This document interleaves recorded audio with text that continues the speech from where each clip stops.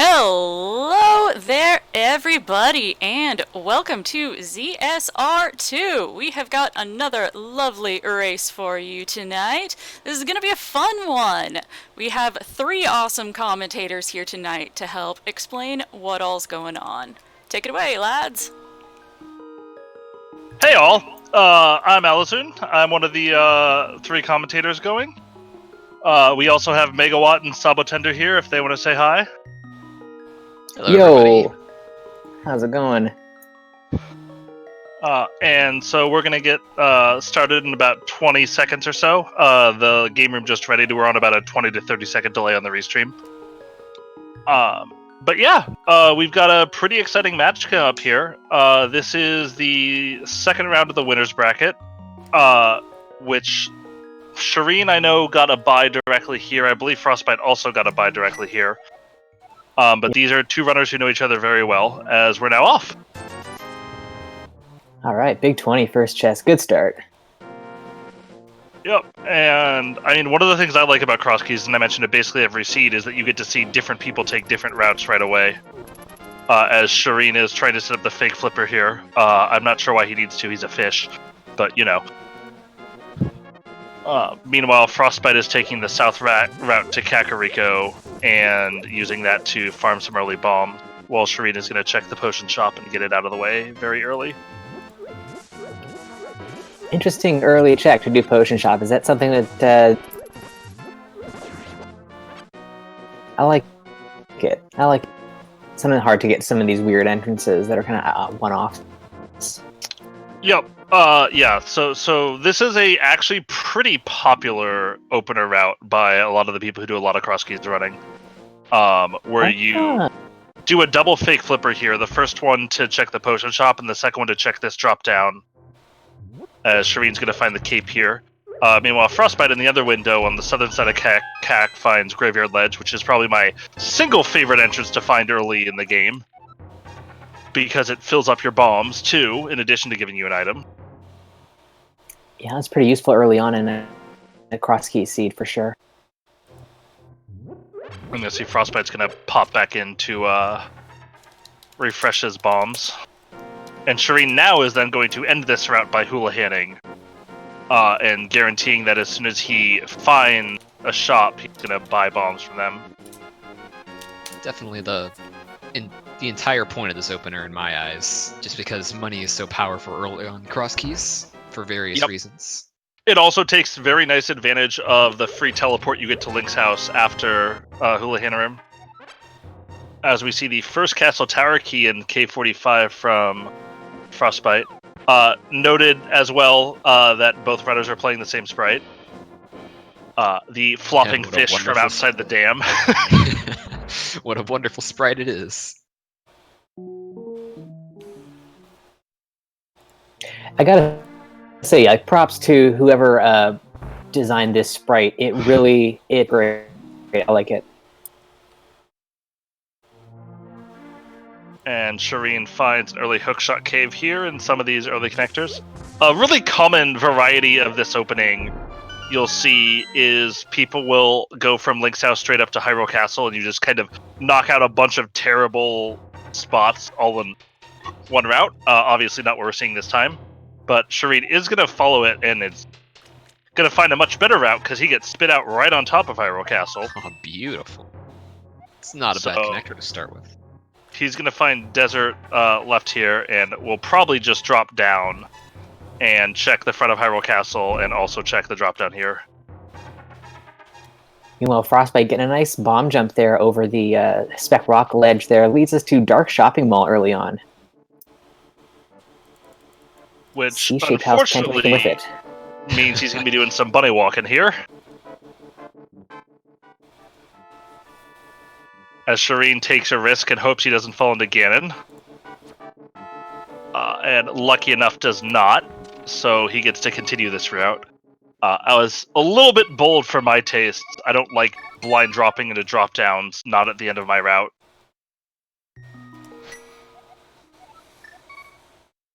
Frostbite trying and failing to get the damage Super Bunny Yeah, that's a pretty tough one to do, as we're going to see our first Tier 1 tree pull from Shareen. It looks like it's just single rupees. Oracle Elizabeth, yes, they are playing the flopping fish sprite.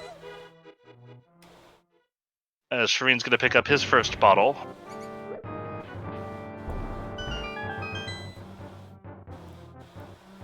Frostbite's found back of escape. We've got a small key to Ice Palace. That's something, I guess. 300 rupees. Okay, so cash early on is kind of nice. Yeah, and especially since Shareen Houlihan and Frostbite didn't.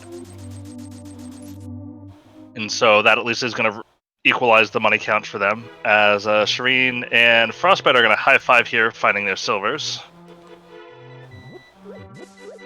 I can't get over this fish sprite. This is incredible. The animation's so fluid. It really is. And Shareen's now going to take his hard-earned Houlihan money and turn it into 10 bombs without having to farm it like Frostbite did. I love just being able to find a shop that quickly, especially once you got your way to go Houlihan for that long route. It really is awful when you get the money for Houlihaning and you go to Hyrule Castle and you find something that needs bombs and still don't have any.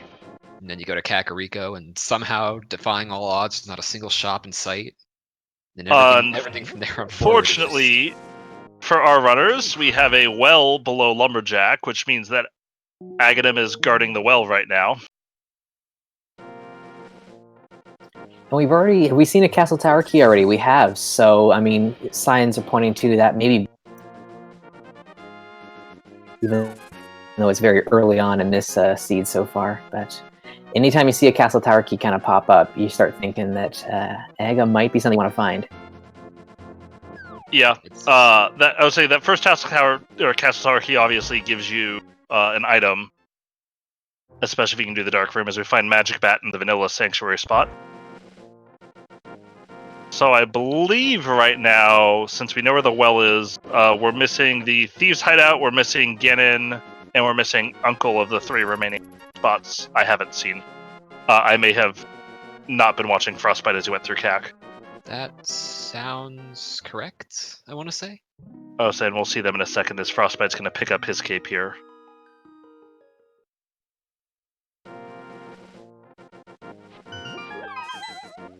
But yeah, that well on Aghanim is a really terrifying thing to see, because you know you're probably going to have to do it. But Yeah, if you don't get that second Aghanim Tower key early, you just end up not doing it until you're one item from Go mode, and then it feels really bad to do Aghanim. Alternatively, it ends up bottlenecking you if both Castle Tower keys show up early, but at least in that situation, it's a bit easier to tell. Yep, and Shareen gets the hint that tells us that the crack in the pyramid is useless, so no caring about the red crystals today, really.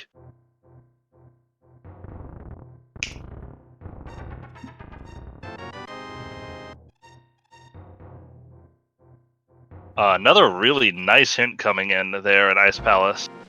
Just letting you skip the full left side of Misery Mire. Which also means small keys are logically going to be irrelevant here. Okay, and so the well was the Thieves drop down. And we're likely going to see Shareen skip that. Unfortunately, means there's only 2 options for where Ganon can be. Either at the vanilla... Okay! Wow. And one of the advantages of getting that money early that Frostbite didn't have was a Moon Pearl on Bottle Vendor.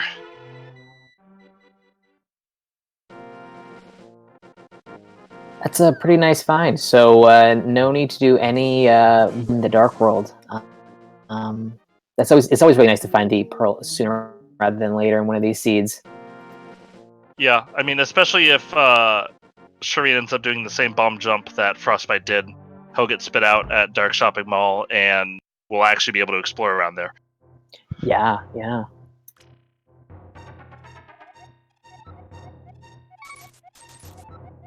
Yeah, sorry, chat. No buddy shenanigans this seed. Well, we'll see. Maybe Frostbite won't think about the bottle vendor, but I would be very surprised. It's an honest mistake. It can happen even to the best of us. course it can, Megawatt. Mhm. And Shareen's gonna at least pick up the item here. We'll see if he's also gonna go for the bomb jump. I would be surprised to see him do it, although we'll see. A lot of runners don't particularly like being distracted by connectors super early in the seed. So that plus doing a sequence break sounds like something Shareen might not be interested in.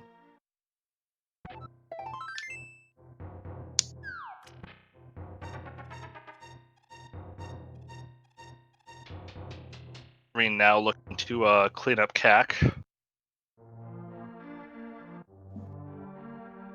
Yeah, this is kind of how the early game cross key seed. It's a lot of opening doors to kind of get a lay of the land in the first little bit.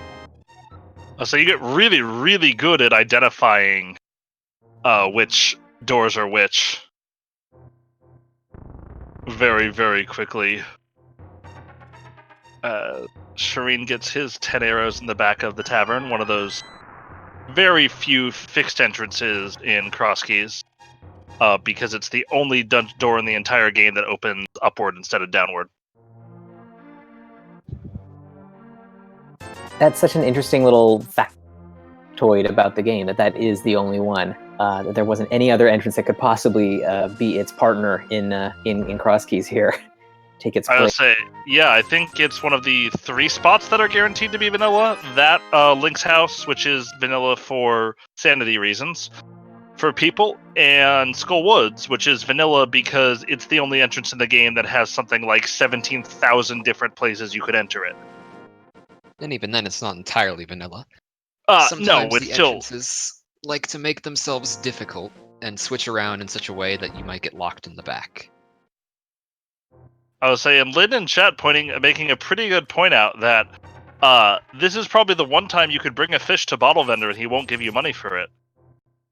It's a little rude of him, honestly.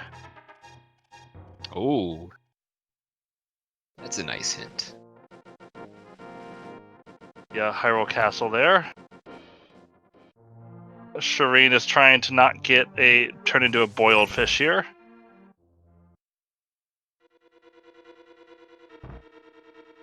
As we're seeing the runner's high five again here, we'll see if he's going to go for this heart container. I wouldn't be surprised. Can be good to get a little Frostbite bit of not safety. going for it.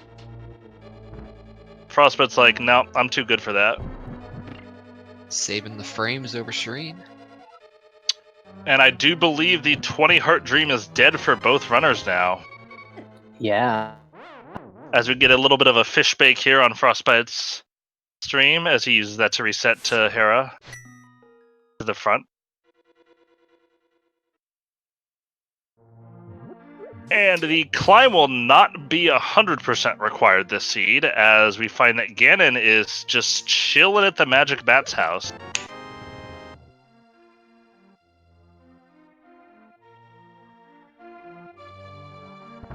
That's a fairly convenient spot.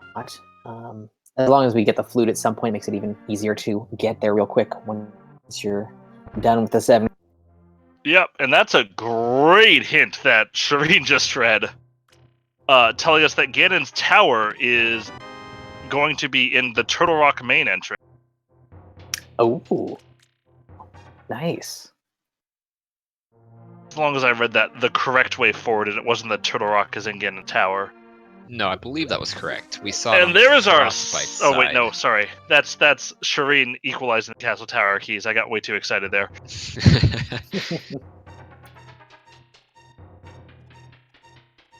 Shareen gets to replenish his bombs here for free.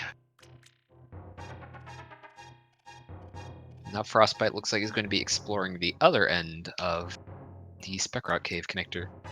Now that he's finished up, or not? Oh, so he's trying to set up for the bomb jump again.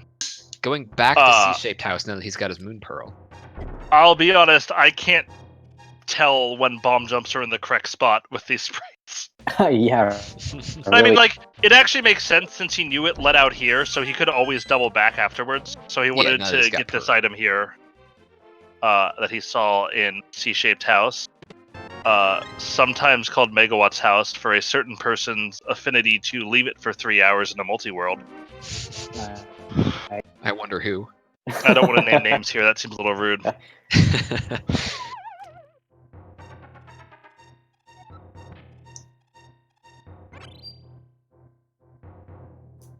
And meanwhile, So Frostbite as we're just kind of getting. Go ahead.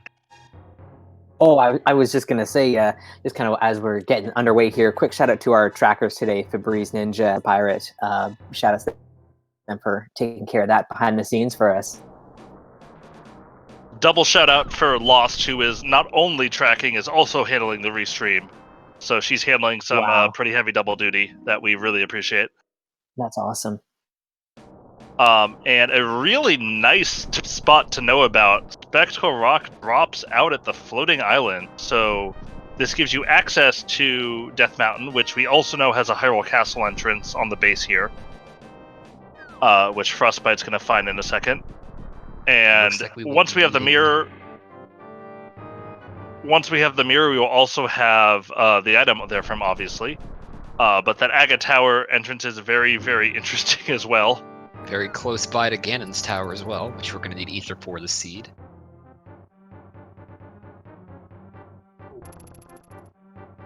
As Frostbite is going to decide that his correct play is to check these connectors.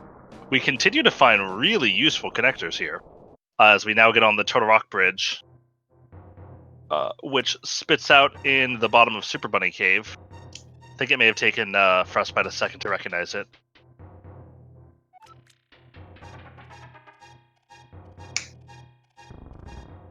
One of my favorite places to find, if only because you get that free magic refill. That's I really like nice, it yeah. when you find it from this side. When you find it from the other side, it's a bit too similar to Spiral Cave for my liking. Oh, it's pain incarnate when you find it from the other side, but from this side it's lovely. As Shareen is going to take the track out to Agina's hut. And we'll find one of the bumper cave connectors here, and Shareen, having the cape, can just walk straight through. Not a lot of magic, but there are 2 magic refills up here, at least. Is there a third in the top pots? Nope, just 10 rupees in the top pots. Play a lot of this mode, and you'll get very, very good at knowing where all the different refills are, as Shareen is spit out into the mire area. A very useful area to know how to get to. Greatly devalues the mitts, in my opinion, since in this mode, I think the thing you most use the mitts for is, as we find mire in the mire area, but not actually in mire, as we're going to need bombos, which we already have, to open up mire itself. But one of the most common uses for mitts in Cross Keys, I think, is to go with the flute and use to reach the mire area. That being said, not going to be necessary in this seed. We have access there already, as Frostbite is setting himself up to do bomb escape. Understandable why he would do it now, given how kind of annoying Hyrule Castle was to get to. Not really a play I love making early on, but can get you several different items that you might need. Yeah, it's definitely a little bit out of the way to come back here as well, so just making sure the job's all done. It's probably the right play, even if it takes Frostbite a bit longer with use of bombs. Plays ring around the chest with that guard and is rewarded with the second small key to Ice Palace. So between Bombos and 2 keys to Ice Palace, I'm already concerned to find these runners. Yeah, most definitely. As soon as we pick up a sword, it's all in play there. Well, not all of it, but the idea to go to Ice Palace comes in, for sure.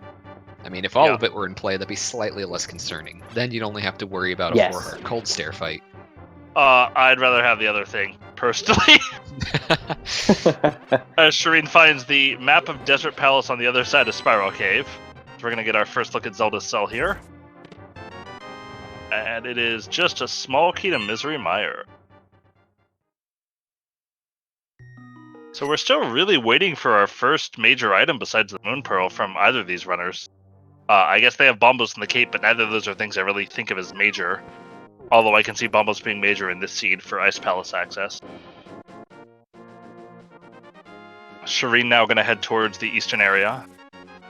One of those areas that could be you kind of want to put off until you have the mirror so you can do it along with Pod, but also maybe you don't want to do it. Shareen rushing straight to the 5 flute spot. Did he check that other entrance first? I can't remember. Well, he has a number marked on his tracker, so it looks like he thinks he's done it at least. Everybody has different notations for what they use to track it, so I'm not sure what 3 is for him. It's the granny tracker for me, as Frostbite is going to make the play into Desert Palace. As we're going to find a very lonely sick kid who is not going to be able to see a bottle this scene. Because the sick kid is just hiding behind Ganon's tower.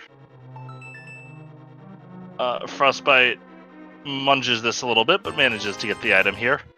Not particularly a great item, but he's going to check out the connectors here too. I kind of appreciate that we're seeing 2 very different perspectives of runners here. Frostbite very much making the depth plays, following lots of connectors, taking things as far as he can.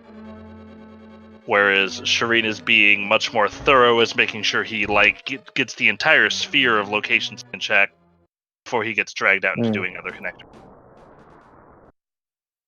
Yeah, you see the definitely. right side of desert is going to spit out at the Turtle Rock escape door. That's where you end up if you decide at Laser Bridge you want to run away. Pretty nice that it ends up being a complete dead end, since he can double back on the center entrance with no worries. Yep. And we also now have our first access to Death Mountain, which is great because if nothing else, it gives you another save and quit point once you rescue the old man. And some more connectors, it seems. So the adventure continues. Little bit frustrating. Shareen gonna take his cape and go through the barrier now that he has some magic.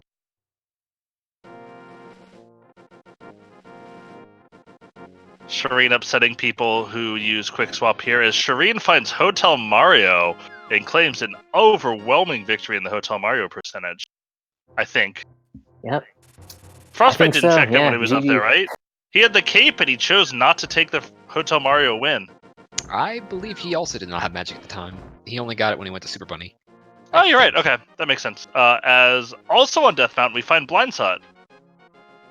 Nice. This should hopefully have something progression.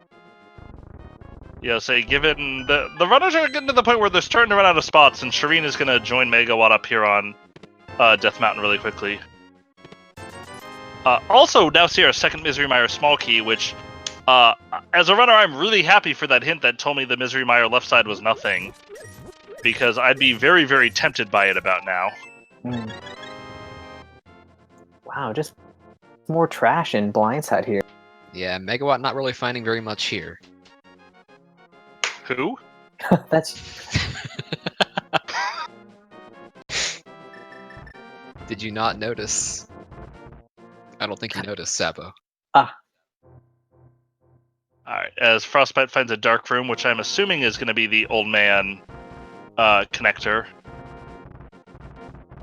And there's a good chance Frostbite goes back in and does it, as Shareen is going to make his way to Death Mountain too, as we find another connector on Death Mountain. Oh boy. This is a little absurd. A lot of chores up here. A lot of entrances to follow. He's gonna go ahead and check this one out. Alright, well, so they have access to a lot of places right now, just... Oh, was there a second dark cave? Okay, so we have 2 different dark caves going right now. I'm gonna actually tune on Shareen's audio so I can hear what cave it is, because there's a couple audio cues that can help you identify dark rooms sometimes. As Frostbite finds the other end of the other connector on Death Mountain.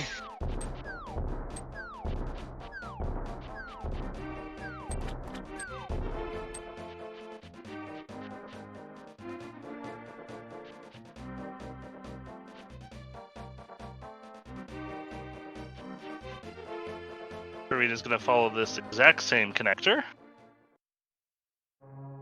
as Frostbite finds Eastern Palace, so our first sort of dungeon of note there.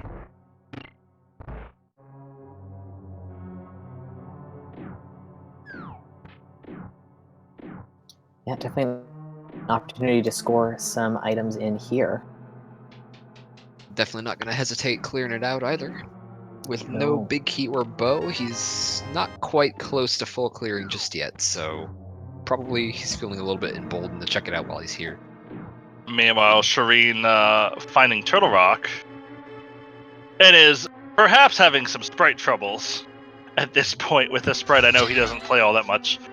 Both runners had a gentleman's agreement, by the way, to use the floppy fish here. This is a very confusing sprite to do laser skips with. Yeah. This is. Ooh, that's a. You can do that. You can get that one by falling, but it's a little tighter. And Shareen's at this point says, "Nope, I can't do it with this sprite." Maybe hoping that he will find magic somewhere and be able to utilize his cape. As Shareen now finds the other end of this connector and is likely going to be checking Swamp here.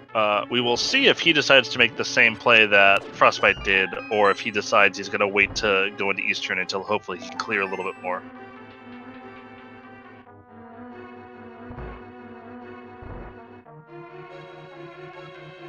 I do suspect that Shareen will stick around for Eastern as well, if only because it's in logic and it's a little bit out of the way to reach. Yep, that's super fair. This is not a fun dungeon to reach of what you're looking at right now. At least not till you have regular Dark World access. Oh yeah, once you have regular Dark World access, fine. As I don't believe Frostbite's found anything of note in here. Looks like a Turtle Rock key, and that's about it. We will see as he's navigating the second dark room and back to the first one. And yes, if a hint refers to something as a bat-like man, that is an item that is in Hype Cave itself.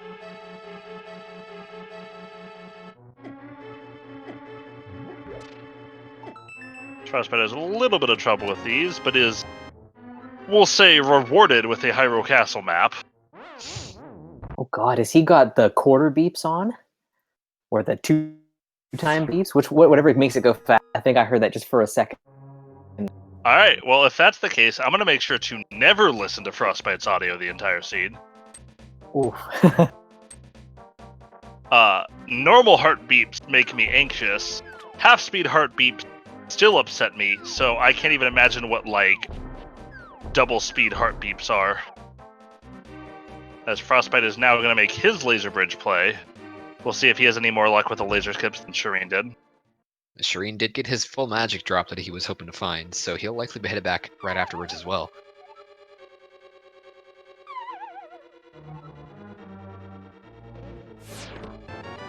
Ooh. And that is an in-logic lamp with that cape.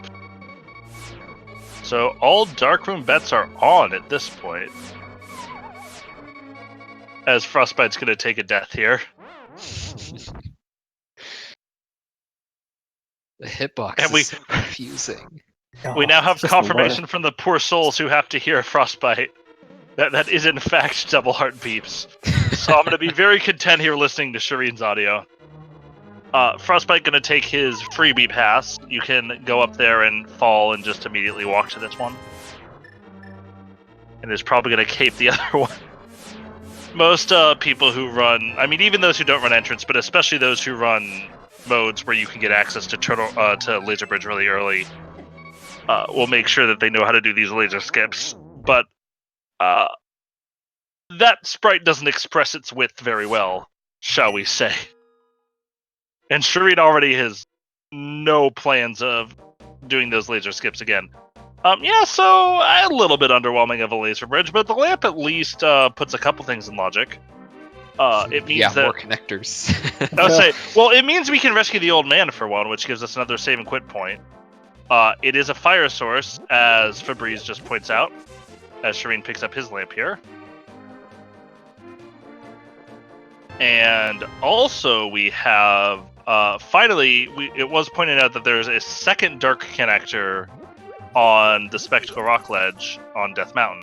So that's yet another one that could be the road we need to take, as this fish is carrying a shield, and I don't even want to know how that works. But we're going to see Frostbite here check the dig game as well. Shareen's going to take his death and leave Laser Bridge. I mean, but if you think about it, Febreze, that's kind of the genius of the fish sprite. You could just hide your entire body behind that shield, and nothing can hurt you. Except everything.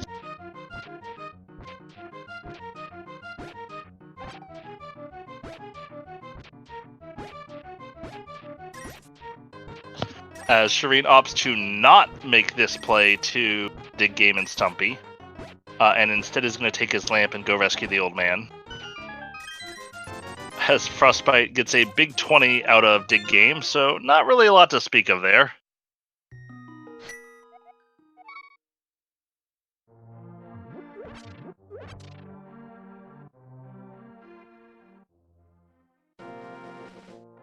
And this cave, in fact, is the old man rescue cave.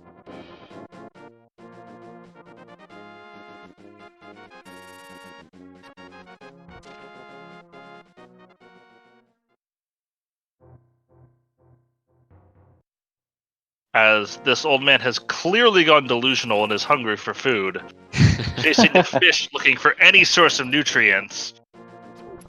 Unfortunately, that fish will not be caught by the old man. P-Train, Frostbite, and Shareen had a little bit of a gentleman's agreement as Shareen picks up his first sword from the old man. Oh, now we get to watch that sprite wield a sword. Ice Palace? And we now see the other end of the dark cave is in fact the front of the Death Mountain ascent. So, not a particularly useful connector, but Shareen will find Blindsight now. Saba makes a good point, though. That sword is pretty meaningful, because that gives us full access to Ice Palace.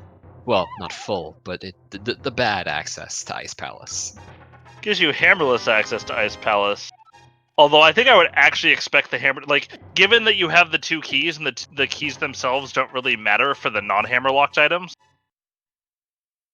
Although I suppose it does put the chest on the spikes in logic. I don't actually know what chest that is, vanilla-wise.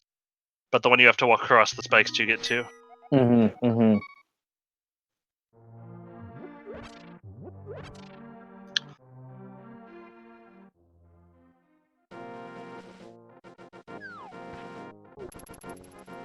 Oh yeah, and Linlin there in chat also pointed out that Mire entrance is accessible, so that is one more place that we can check out later. A little bit of a run around to get there, but it could be what.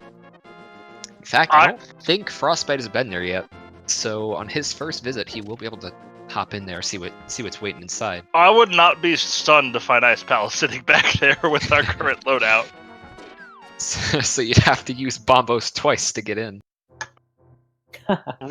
Seed really wants to make sure you have Bombos, but Shareen's going to check West Dark Death Mountain here.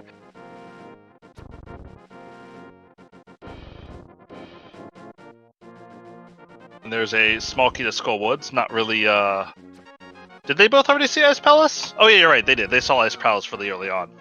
That's but right. Now they have access to Ice Palace, which is terrifying for them. Yes, I believe Ice Palace. Yes, Ice Palace is in Blindsight. I even have it marked on my map.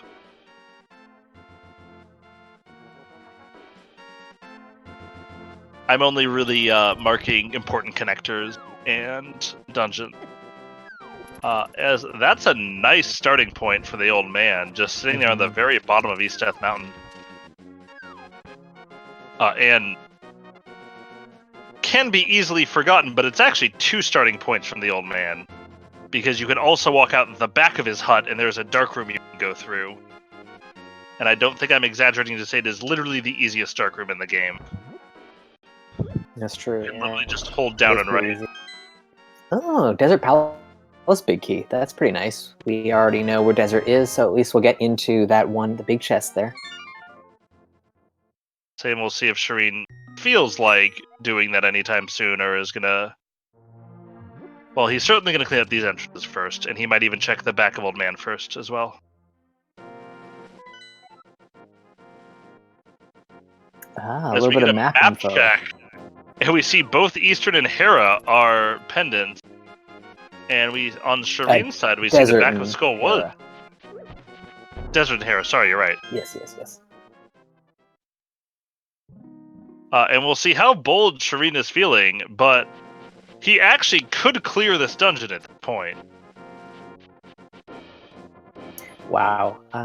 That'd be pretty Monka-esque, I think. It looks like he might just take a Death Warp and take off. With no magic, I probably wouldn't do it. If I had a little bit more Yeah. magic, I'd be willing to. Especially given how close this is to... we're now going to get the red crystals, which are Pod and Thieves Town. Of course, we already know that the pyramid crack doesn't actually mean anything in this scene. But it's still a nice confirmation to get 2 more crystals.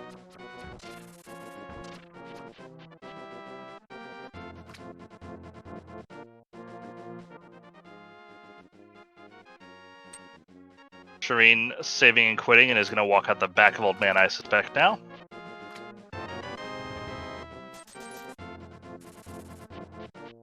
Oh, when did padding that when did collection. Frostbite find the dam? Shareen and Frostbite both found the dam. Oh, it was pretty early wait. on, was it? I think it was in CAC. Yeah, I believe so. Right. Okay.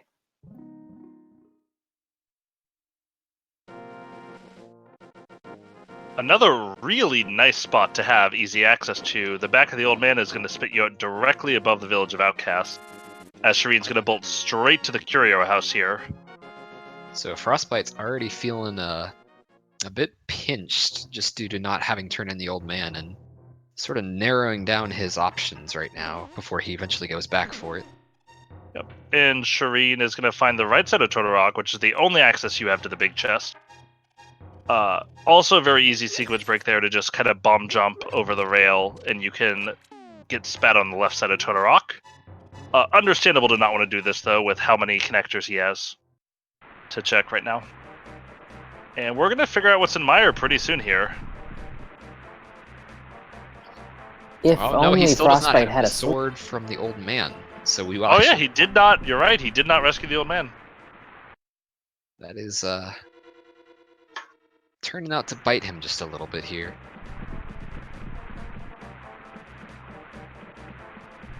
Both runners still kind of waiting for the first major item of the seed to come out. As Shareen almost doesn't check Bumper K, but scoots over the last second to see the 10 arrows on top. Still an important spot to find, even if you don't want the item, because mirroring there gives you access to a door you can't get to any other way. Which the hints so graciously refer to as the Southwest Death Mountain Foothills Cave or something like that. That sounds accurate. Yeah. That's nice. As Frostbite is trying to get his fake flipper sightings as the fish. And this is why I'm a little particular about the sprites I play with. But he does get it eventually, and is now going to make that play towards...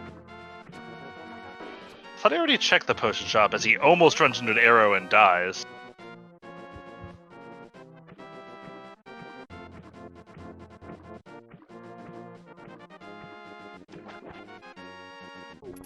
As Shareen here, finding Mini Moldorm Cave. This is potentially where our first big item of the seed is going to be hiding, given just the item density here. Gotta show up at some point. That's fully in logic, too. There's another bottle, not that the bottles matter for Sick Kid purposes, given where Sick Kid is in this seed. Just sitting calmly in Ganon's tower. Not much in Mini Moldorm Cave, though. Alright.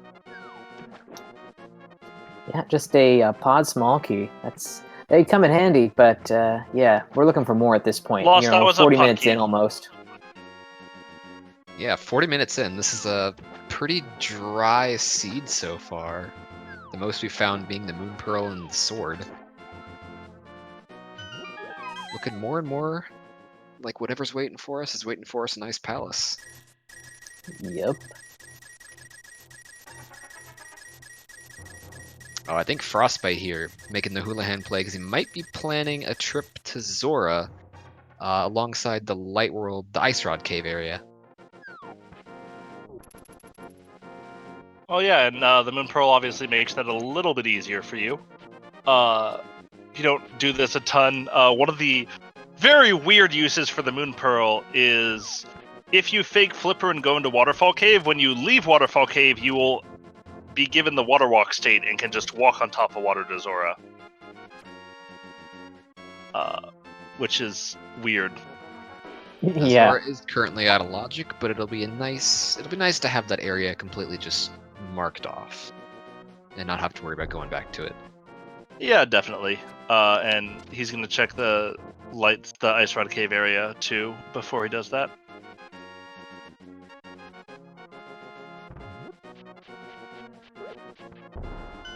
Minor shame that he will have to orphan this one entrance into the rock. Or maybe But- not, since Hype Cave is Oh, right here Hype and could Cave. easily have a glove.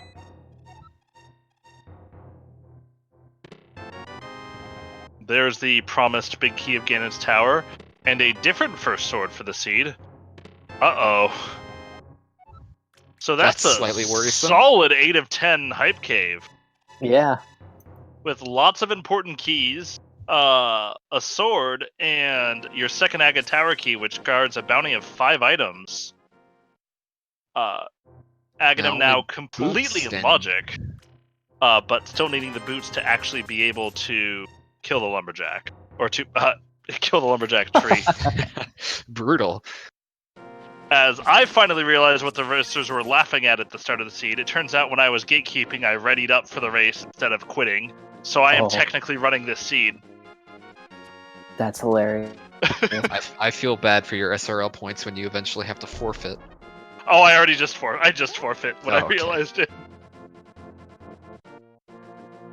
So we're seeing more fake Flipper fun, the sword helping a little bit to let runners get their bearings.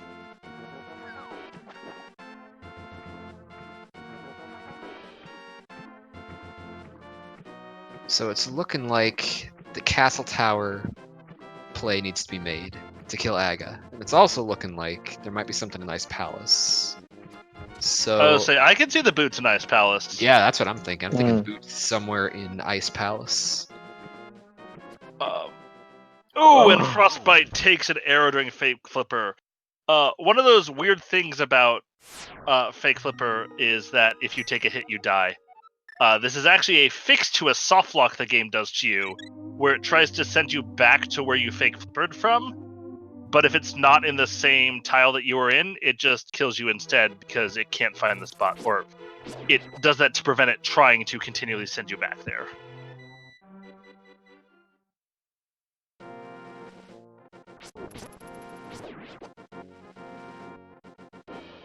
Okay, infinite scrolling is basically a soft lock. So- Shareen picked the Cane of Samaria there in Skull Woods. That's I gotta a be great honest, I spot for the like cane. having the Cane of Samaria to do that, to get to that chest, because it's so much easier. You don't have to drag the Right? statue. Frostbite though, making a relatively early Ice Palace play. It's only 43 minutes in, but this is still pretty early for hammerless ice. This is early, but I can also see what he's seeing here. When you look at what the seed has fed you, it's feels a little bit forced here. Mhm. Definitely. Shireen's gonna check out the front of Skull Woods here.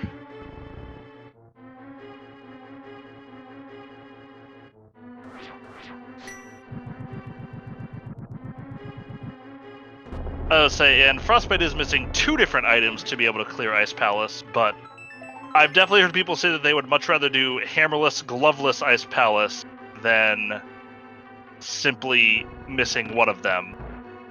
And hookshotless, yep, that's true. Hookshot is logically irrelevant here, though. Because with the 2 keys, you can always just unlock the door on the right side.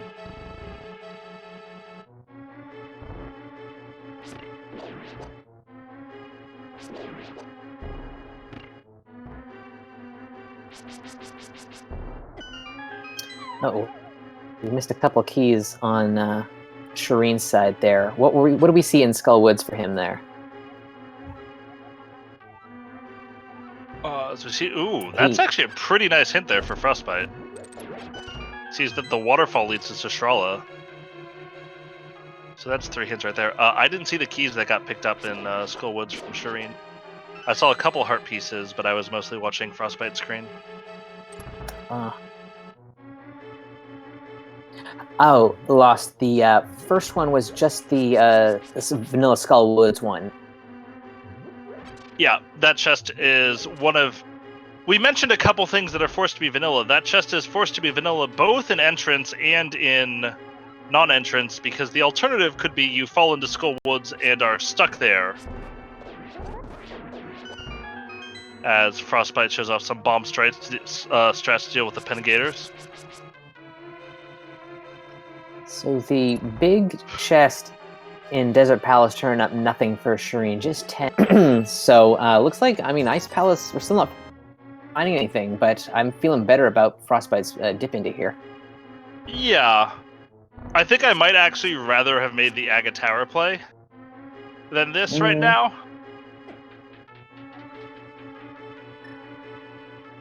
I can certainly understand this, though. It's a defensible play with all Oh, you've got. definitely. I mean, we've been talking about the possibility of Ice Palace all seed.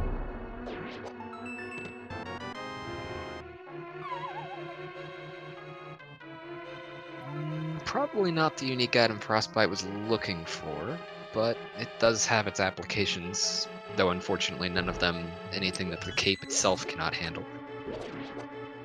Yep, pretty logical. Well, not 100% logically irrelevant, although with a bottle it probably is. So we're going to see Frostbite checking out the last chest I believe he can guarantee to get here. Oh, so yeah, and as mentioned, Aga's Tower does open East Dark World access. That is a fair point. And there is the Fire Rod sitting in Ice Palace. Completely Classic. in logic.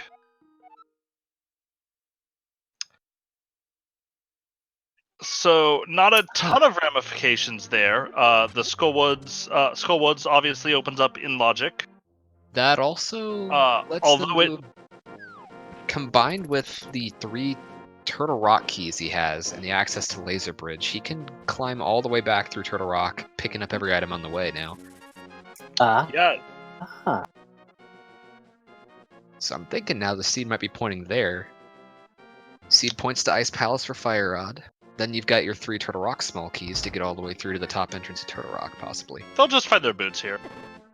Yeah. But that being said, Mothula somewhere. isn't actually in logic, as I was trying to say, but we got distracted. But Goomba notes that you need every small key to put Mothula in logic. And I believe we've only seen 2 of them, if maybe only 1.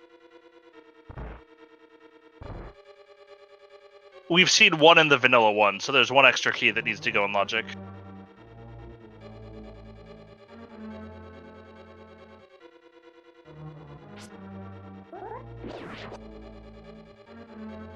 As Frostbite's doing a little bit of a harrowing play that... Or Shareen is doing a little bit of a harrowing play. I definitely would not have... Probably would not have done that play knowing where the right side of Turtle Rock is. Since you could just bomb jump to the left side very easily and not have to kill those pokies. I thought for a second there you said a herring play, and I thought you were making a fish pun. Yeah, I'm not nearly that clever.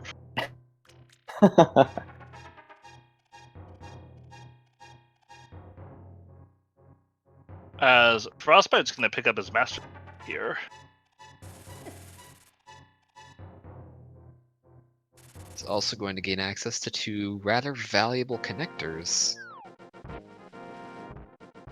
Yeah, really nice spots for the old man. I would suspect between the Master Sword and everything else, once he finishes clearing this out, we'll probably see Frostbite just clear Skullwoods when he goes to it. Assuming he's picked up a small key. I don't know actually if he has. Because Shareen's the one who's been there, right? Yes. Okay, so he's still missing a Skullwood small key, so without that it's going to be difficult / impossible.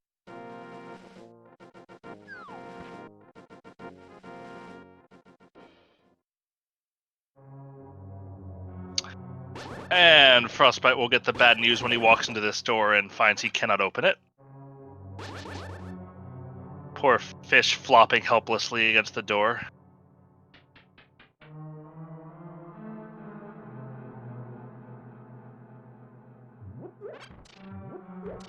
As our different comms weigh in on their feelings for Zelgadison, a really excellent runner who's just showed up here. Yep, guys, a champ. Unfortunately for Frostbite, no Skullwood small key in this chest.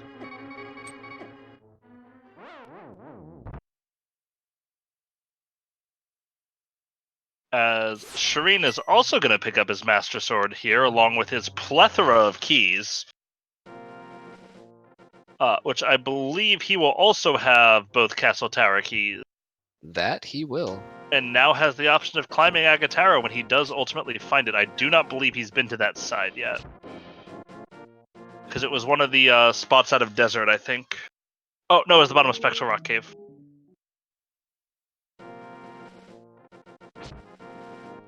But Shareen will be a champ and upgrade his bomb capacity to 15.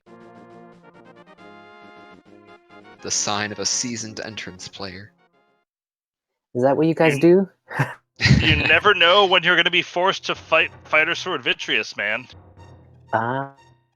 You never know when you're going to lose a race because you died to Fighter Sword Vitreous.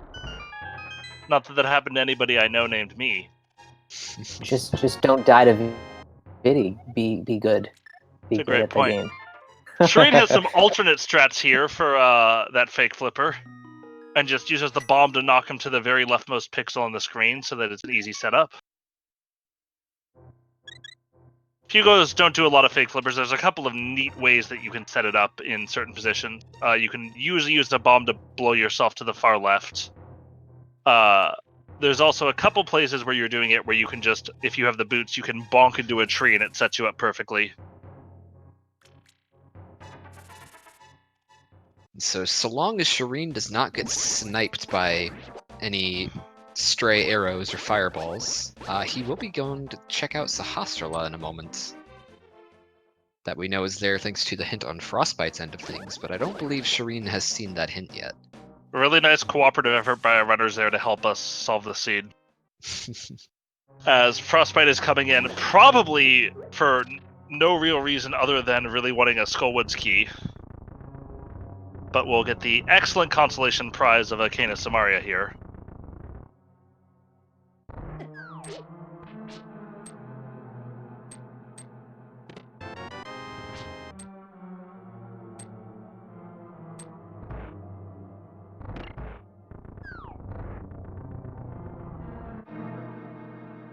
And as a further follow-up to the fake flipper part where you get the Waterwalk state, you actually have to enter and then leave the building to actually get into Waterwalk.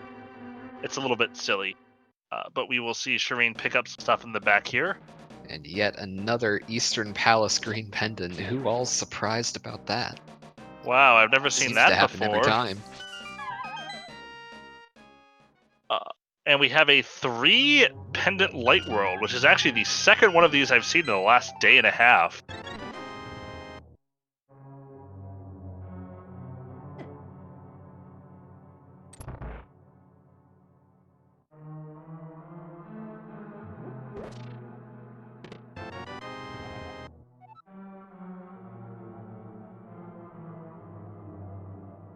Shareen's showing off his swimming skills as a fish, and just kind of walks over to Zora, who gives you a 60% rebate because unfortunately your item was not in stock today. And Frostbite routing this in a very clever way that you'll see in Keysanity sometimes, where he'll run basically a half moon around and pick up this key and then get wall mastered out, so he can save the key.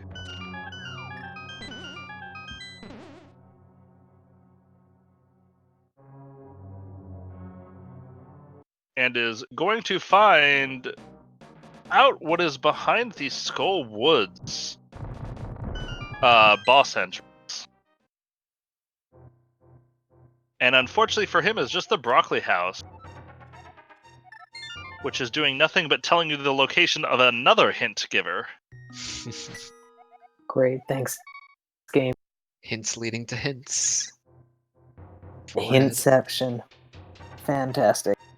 And Frostbite, it looks like, is going to head towards the Village of Outcasts area, or at least to West Dark World. So I'm thinking that Shareen's got to make a play on Castle Tower or Ice Palace, one of the two at this point.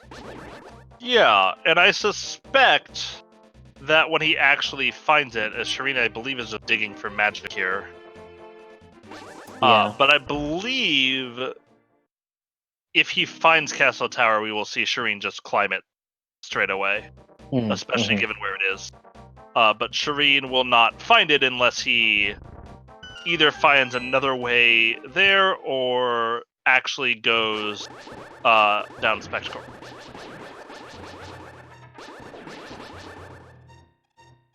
It's a really nice full magic that Frostbite's going to decline to pick up.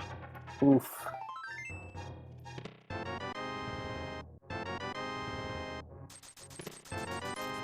You get the really sad mini Moldorm cave here.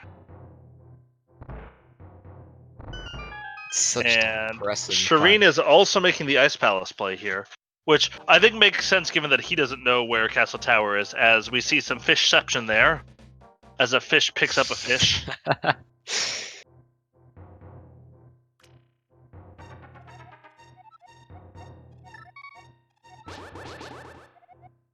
Interesting, is not actually... Oh, well, Ice Palace is cack anyway. But instead is gonna check Ooh. these spots again and gonna make the play through Bumper Cave again. So Shareen's making the play to open the Mire entrance. Is the only thing I can actually think of that he's doing here. Mm-hmm. He's checked everything else here.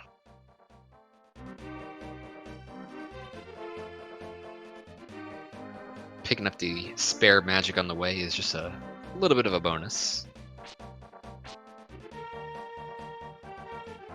Yeah, I suspect Shareen is not in any rush to go to Ice Palace, nor should anyone ever be in a rush to go to Ice Palace, since it's the worst dungeon game. Well, other than Skullwoods and Desert and Entrance.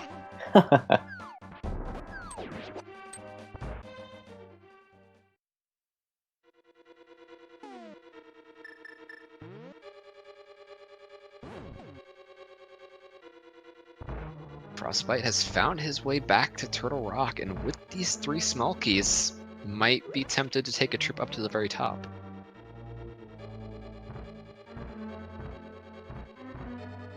Yeah, that'd be a pretty solid play on his part, I think. Yeah, that definitely seems to be where the seed is pointing us, especially with the fire rod locking 2 items up there. And that having been the only redeeming factor of his hammerless Ice Palace dip. Probably wants to check and see what that's locking. He really wants to make that fire rod pay off for him. Of course, another thing that the fire rod could be locking would just be Mothilla himself. Yeah. Which does make that sequence breakable if Mothilla has what we're looking for. As Frostbite grabs probably my favorite full magic decanter in the game. It is a good one. When you're playing entrance, very often you will come in and find one of the 2 entrances.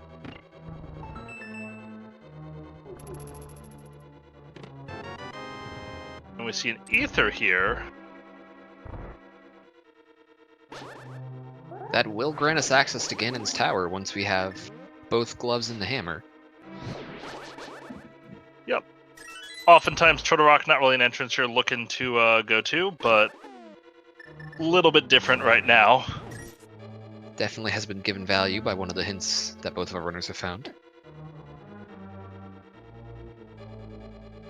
And Frostbite, it looks to me, is setting up so that he will just exit out the front of Turtle Rock here. Yeah, it seems like a solid plan. So meanwhile, Shareen is heading hopefully towards grabbing his ice rod. Probably a slightly easier Fire rod. track than Frostbite have. Yeah, it's cold in there. It probably broke. Yeah.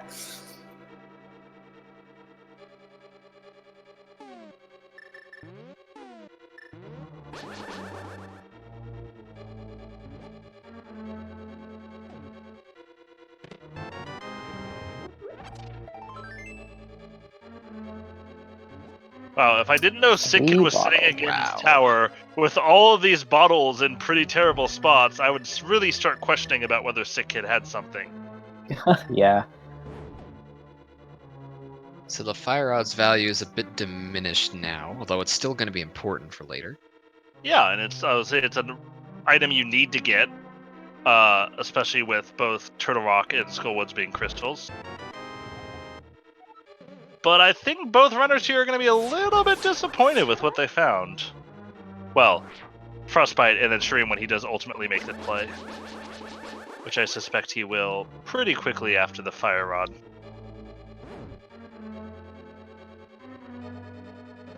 Of course, Shareen already had the Skullwoods keys, and so he may just opt to go straight for Mothula instead. As the front of Turtle Rock at a terrible spot. Oh, and no mirror, so having to come back here later is going to be a huge pain to check that one entrance. That is a very miserable spot to find it.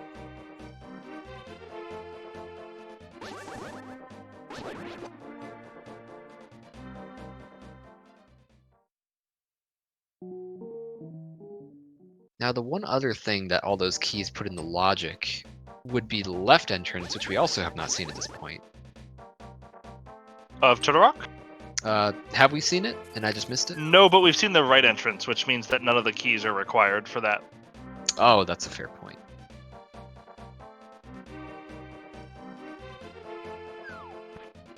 I'll say Goomba does in fact suggest my single favorite.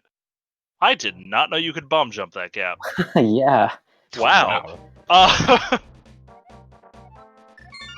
Shareen showing off some obscure tech. Goomba pointing out my favorite way of getting teleported to the front of Turtle Rock, just killing the boss. Solid strategy. Even better Which, if Trinix drops the mirror. Really is a great strategy. Harder to call, though. Yep, so the Dark Cross chest hasn't been checked. I'm still suspicious of Mothula. We're technically one small key short from what we've seen. But I wouldn't be surprised if we find, or if it's just sitting somewhere we haven't checked, like, say, well, not Zora, since Zora is not logically accessible right now. Also, we saw Zora already. But here comes Frostbite making his Skullwoods play.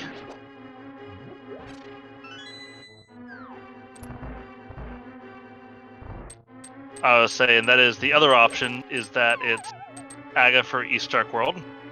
As Shareen here is probably showing up just to either go, he's going to go back through Turtle Rock, I assume. And he's going to find out its horrible front location. But is choosing instead to do the bomb jump to left side first. So we will see where this is as Frostbite's getting beaten up a little bit here. This obviously one of those bosses that can kill you a lot. And the left side coming out on a race game, which is interesting, but since race game was nothing exceptional. Okay. And Mothula dropping the ice rod. That's an interesting spot for it. Just a Turtle Rock big key away from the kill now. I was gonna say, where's that Turtle Rock big key now? I agree, BJ. The seed is pretty bizarre. And so theoretically, you could have sequence broken Mothula and gotten that ice rod. Unfortunately, that ice rod does nothing without the fire rod.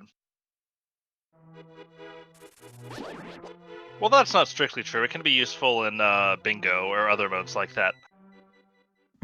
But in normal people modes, art is not a useful item.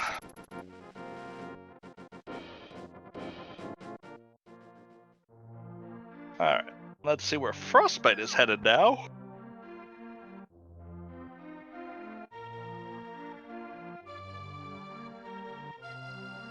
I suspect he's heading to Aghanim.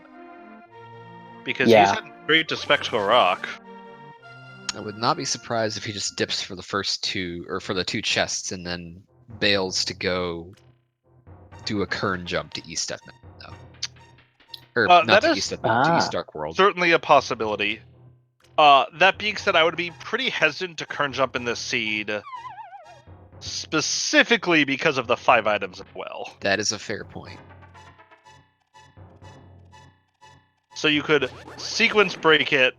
I would understand Kern jumping, but I don't really understand checking the 2 items and then not killing Aghanim. Right. So I guess a case could be made to ignore Aghanim for now and go make the Kern jump in the hopes of finding the boots to make the Aga Tower climb a bit faster. Yep, I definitely see that as a play. But I think, especially right. For Shareen, who doesn't know where Aga Tower is, but at this point probably has a very strong suspicion that it's out there. As that fish gets to sit there slowly depriving itself of oxygen.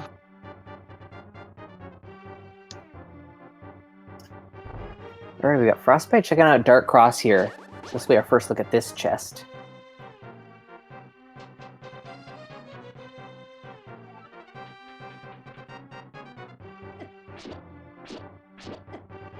Shareen gonna get his bad news that the fire rod out of Ice Palace is not exactly as useful as he's expecting it to be.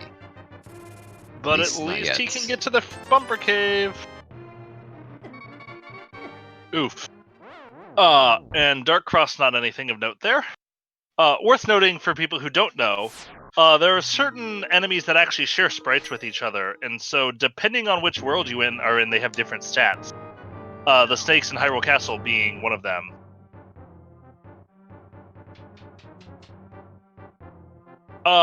You're not wrong, P-Train. On the other hand, the Kern jump in this seed is actually pretty easy to set up, given the location of the save and quit points. So we'll see if Shareen's going to try to make the play here, or if he's just going to save and quit out.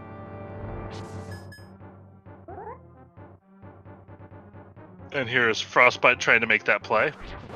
Shareen's thinking about it. I think he's actually going to go for the back of Skullwoods first. Shareen, like Frostbite, wants to make that fire rod count.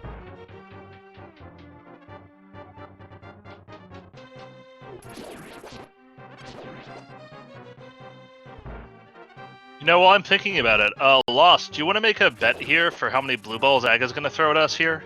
As soon as we get confirmation that Frostbite is in fact going to go, which it looks like he is, because he would have save and quit if not. We don't get many good bet spots in this. Alright, yeah, let's see if we can do that.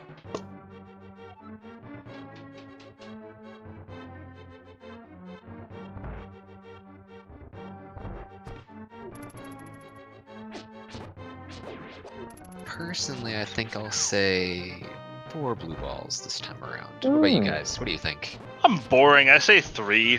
Gotta go with the average. I'm gonna go high. I'm gonna say 6. Ooh. As much as I'd like to see 6 blue balls, I don't know. It seems pretty unlikely.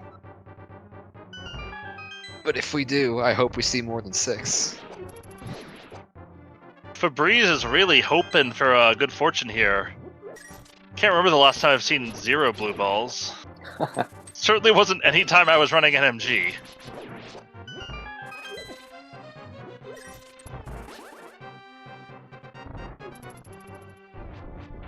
Lid throwing Frostbite a little bit of love there.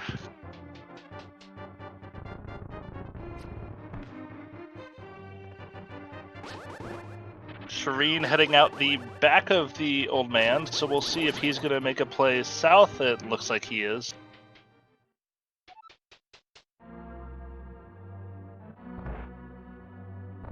Not quite sure where he's headed right now. Looking on his map, he doesn't really have anything in that area.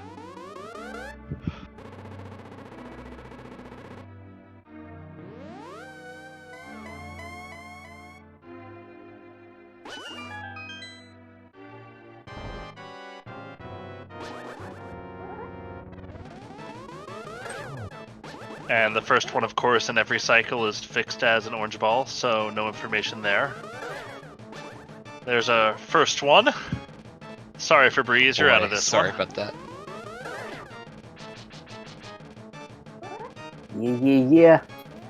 And there's We're already two at already. 2. Even We get my an numbers orange starting ball. to look pretty weak. Okay. This is well on track for 4. I like it. I like it. Shareen heading into Swamp Palace. Ooh. Make the plane to Eastern. Didn't he go in here already? There's number 3, I think. Or did I? Or was that 4? That was number 3, I believe. That was 3, yeah. Yes! Don't mess up, Frostbite. There we go. Dang.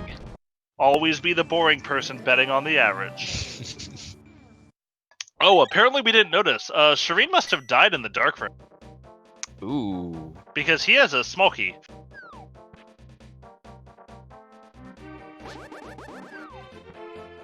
Yeah, I did notice him dying, but I was watching Frostbite at the time, so I figured that was just him death warping after picking up the And item from the... Aghanim for Dark World access ends up being a thing, because there is the first glove of the seed. That's a little Wow. rude.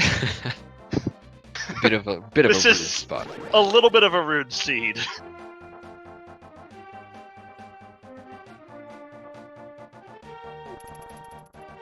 I know, Goomba. I'm as shocked as you are.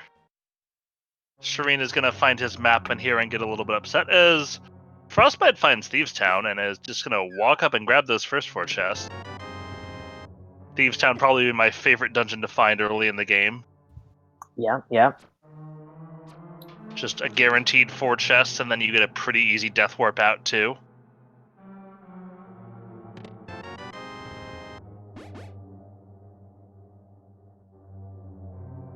And the play Shareen needs to make here still is he's probably going to kill Mothula first. But after he gets his Ice Rod, the play he's going to need to make is to fall down Spectacle Rock so that he can also find Aghanim, which is a pretty nasty spot to have.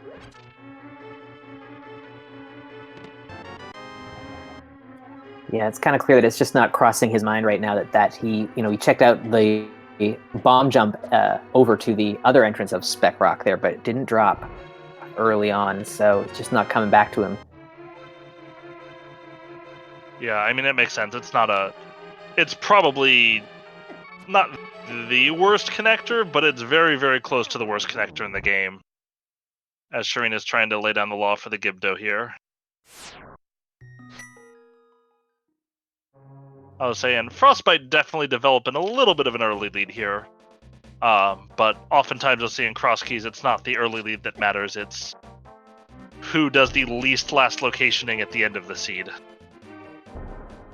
Yeah, it's definitely what it feels like.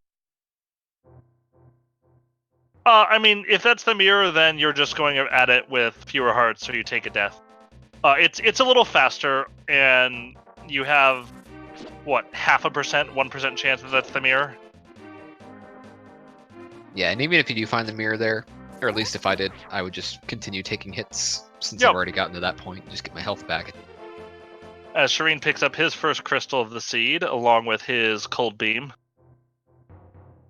As Frostbite is tormented by the very bottom of Paradox Cave.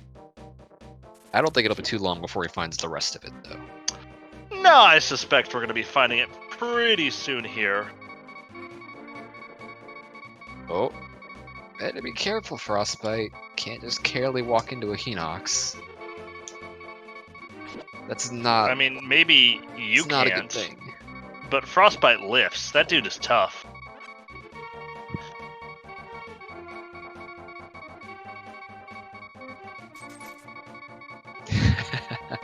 The heart beeps out of control. Oh my god, that's horrible. I unmuted his stream for about 2 seconds and never again.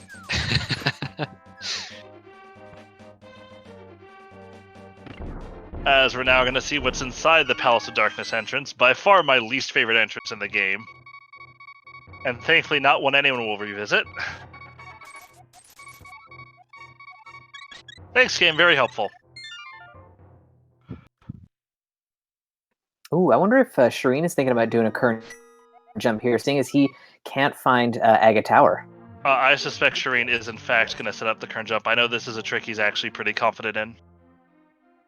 And so this is actually probably going to close a good deal of the gap for him. Especially if by some miracle the well ends up being not required in the slightest. Yep, and he'll certainly, as he finds that glove, he'll probably realize that the requirement is he gets the current jump first try. Very nice. If you haven't been paying attention to new tech in the last 3 or 4 months, there's a new bomb jump that got discovered to set up. It's fake flipper. It is a little bit tricky to set up. And Shareen gonna make sure he heads to Dark Potion Shop first, which is gonna be a little frustrating. Oh, actually, I just realized the problem with the current jump here is he does not have a hammer or a glove to get by. Oh, that is a good point. Ooh. That's gonna be rough for him. As Now we he now see can- the small key to desert for Frostbite. Yeah, he does have one option and only one option, which is to fake flipper right here and take the portal all the way down to Dark Lake Hylia and swim up. So he can still get his glove this way, but it's a bit trickier, especially since you have to swim past all the All the I'm not sure what they're zeros. called. Yeah, all the zeros. As he does successfully make land and is going to be able to check this area. Then we'll be able to head downward. I actually don't think he ever went this way out of Spectacle Rock, by the way. So this actually could just put him straight on the path to Aga Tower as well. Because he'll find Spectacle Rock here, as well as the C-shaped house.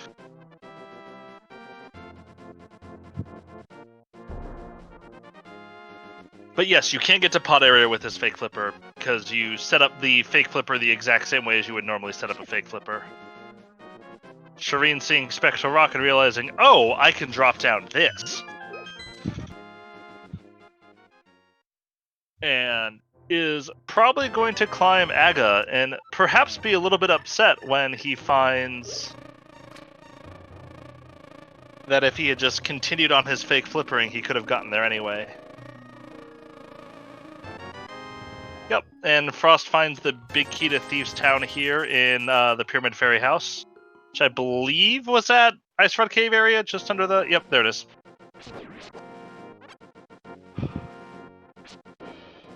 Shareen seeing GT, or Aga Tower, and will nope out pretty quickly to check the last entrance here. And sees Hyrule Castle, and is not going to be thrilled by this. Although, thankfully, I don't think Hyrule Castle locks you out in this scene. No, I don't believe so.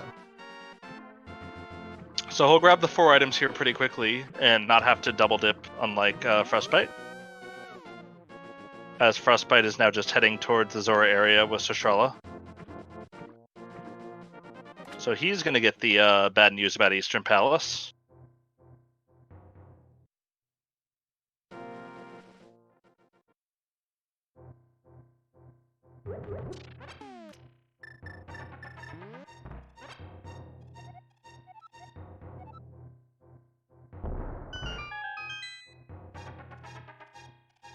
Also, I have a question about this fish sprite. When they pick up a pot, do they do it by blowing a jet of water up?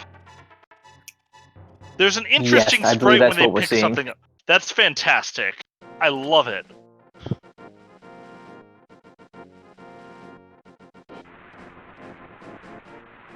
I would hate to play with this sprite, but the sprite is incredible. Yeah. And unfortunately, both players will likely be revisiting Zora Ledge, as I missed that the first time. With a big key just sitting there. Lord Xena, the fish's bunny sprite was the decayed fish skeleton. Yes, Seryu, you're correct. Oh, Shareen, no!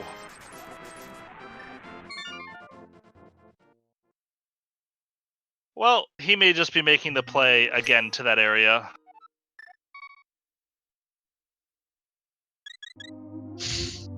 The rage bombs. Shareen is not happy with how the seed is going so far. Yeah. Nope.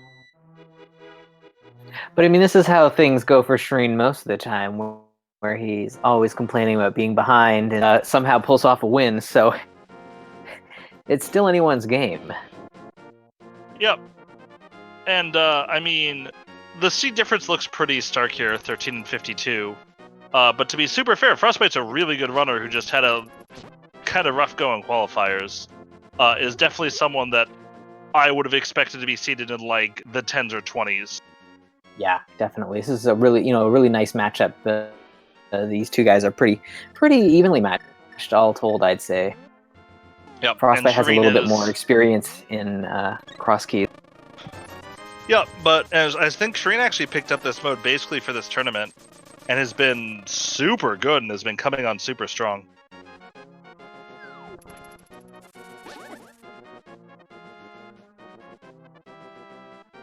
As Shareen is again making the long, slow trudge to Dark Death Mountain. We'll see if he's going to go in for Dark Cross, or he's just going to... Oh, realizing he forgot to check this entrance as well. Probably contributed to his desire to save and quit. But no, he's just going to go and climb. So he will get his gloves in probably the next 7 or 8 minutes.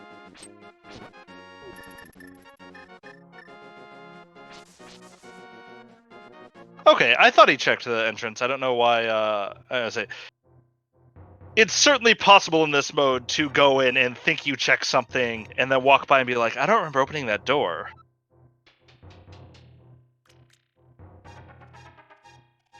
So we've got Frostbite joining. Oh, he's actually going to do the bomb jump again. Okay. This connector proving to be pretty useful for our runners. That is one word for it. Yeah. I might call it something else. Frostbite also should be able to transition this into going up to Catfish in a relatively efficient manner. Ooh, that's an unfortunate find. Or is just gonna choose to drop down. So he can pick up the hookshot cave entrance, I guess, up on Dark. Yep, that is one place you can get to, and you also have... I don't know. I really wouldn't want to check that entrance, hoping that I could have the mirror the next time I had to walk here. Mm-hmm.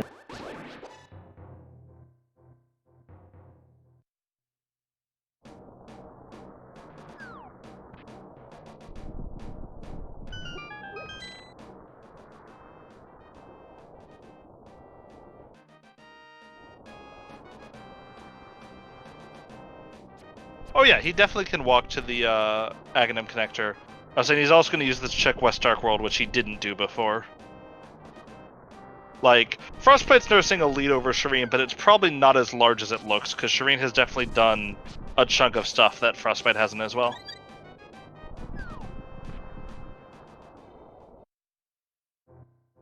But I kind of assumed that Frostbite was going to turn that Dark Shopping Mall check into a Catfish play as well. Especially then because he has the option to revisit Thieves' Town with the big key, although he may not want to do that without the small key and hammer. Now, I believe, was that the third Skillwood small key we've seen? That would in fact put that Ice Rod in logic.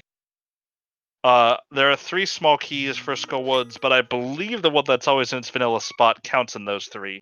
I believe that is the fact, yeah.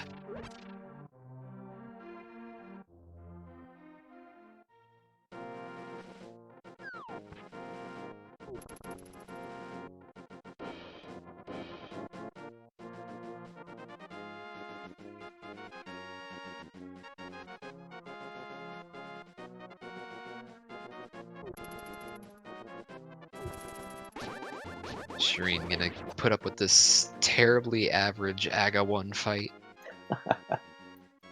And be not probably very surprised, but probably pretty enraged about his gloves that he could have easily fake flippered to from his position earlier. Yep. Yeah. If he just kept Probably going take and solace. really committed. That being said, you still probably think you're killing Aghanim in this seed. Yeah, Take with solace those in the 5 fact that items it unlocks 5 checks once you find your boots. Yeah. I suspect if there was nothing behind Lumberjack, Shareen probably would have gone a little bit harder after that fake flipper, or at least just would have gone for it, because he could have just gone to Spectral Rock and bomb jumped across instead of actually trying to finish this. As Frostbite's now going to check out the front of Desert.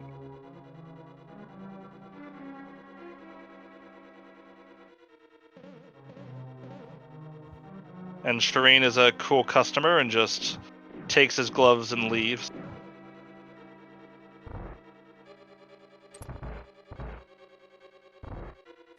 Which a lot of runners also will do if they feel behind rather than rage slashing. Yeah.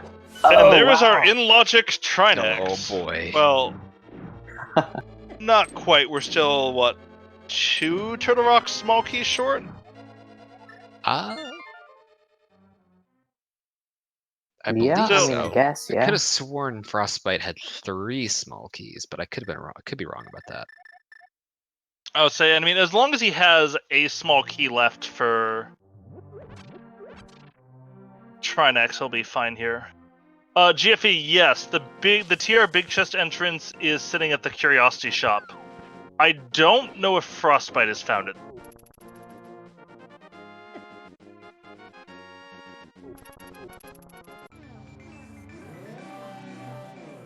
Well, it's not necessarily in logic. You need 4 small keys for the TR Big Chest is in logic, but the boss itself requires 4 small keys. Yes, he did. Try. As I grow ever thankful for the cough button on my headset. Nice.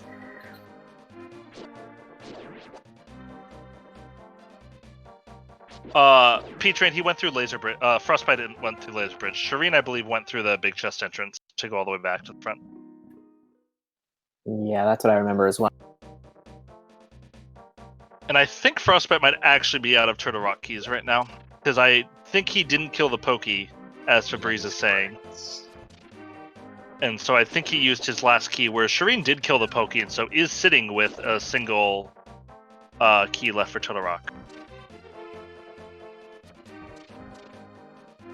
And I would not be surprised to see Trinex be our next major bit of progression in the seed.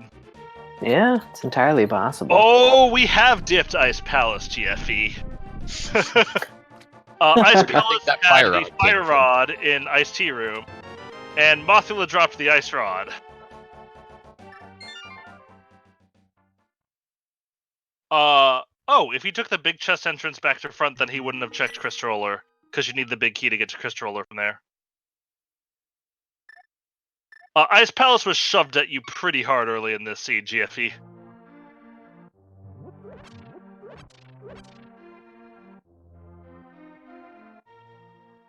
was a very slow-going seed, I would say. In fact, I would not be surprised for, like, Boots to be on Trinex, for instance, to open up Lumberjack. Yeah, that could be. Or just the pretty hammer. likely. Yeah. Or the mirror, even, would also open up quite a bit in this scene. As the mirror is wont to in Cross Keys. The mirror would be pretty substantial, opening up the top of Death Mountain, 3 entrances over in the desert area, as well as various things here and there, such as Cave 45 and Graveyard Ledge. Yep, their options are generally pretty limited.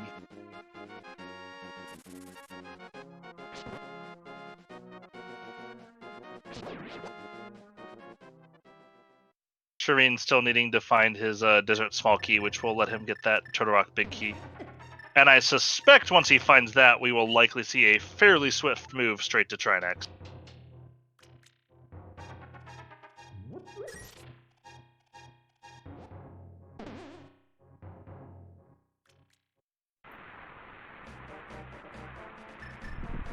Meanwhile, Frostbite now revisiting to open the Mire entrance, which I seem to remember being pretty inconsequential. Yeah, it was about as disappointing as the fire rod's intended use, at least so far. Yeah. I mean, the fire rod's intended use was to kill Mothula, wasn't it? True. It's But at least a that's crystal. not done anything Yes. for us yet, aside from getting a crystal.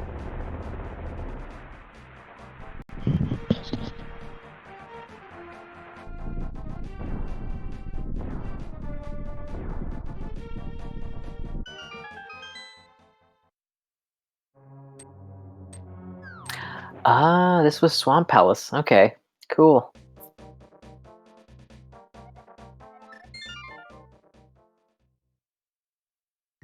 Well, that's not nothing.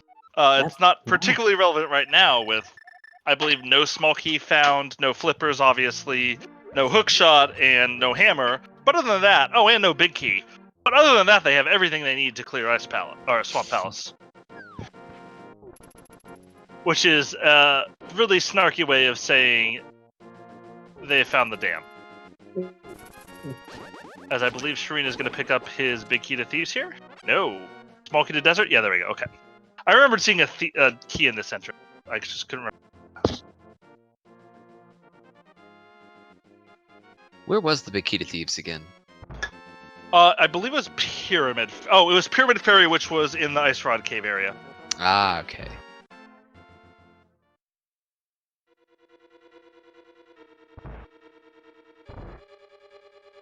So that's yet another very out of the way one-off location that. Oh, Shareen will Data have to Plot, get you back should have to. seen the hammer location in Shireen's practice seed before this seed. It was in its vanilla spot in Palace of Darkness on Checkerboard Cave, hard locked behind like the GT climb with the big key and Aga Tower, and it was a lot of levels of ugly. As Shareen continues to sort of check stuff here. Checking Ice Rod Cave here. And there is the hammer in Ice Rod Cave. Oh, baby. That does a lot of favors for Shareen. That is Definitely. that basically instantly erases the deficit here. Shareen still needs to go to Desert to get his Turtle Rock big key, but that's a huge find. As we're going to see Frostbite make the play up Turtle Rock, and confirmed he does not have any keys left. So we'll be checking Crystal Roller. That was the bottom of Bumper Cave, GFE. Not quite as spectacular as the seed we had yesterday in a race 2 days ago, where both ends of Bumper Cave were vanilla with the mitts on Bumper Cave itself. Oof. Was that your race, Sir Breeze? That was pretty incredible. Okay, and Shareen is making the play to Desert here. Going through the Granny Connector to the top of Hyrule Castle. Oh, don't worry. I'll say lots of people clipped that.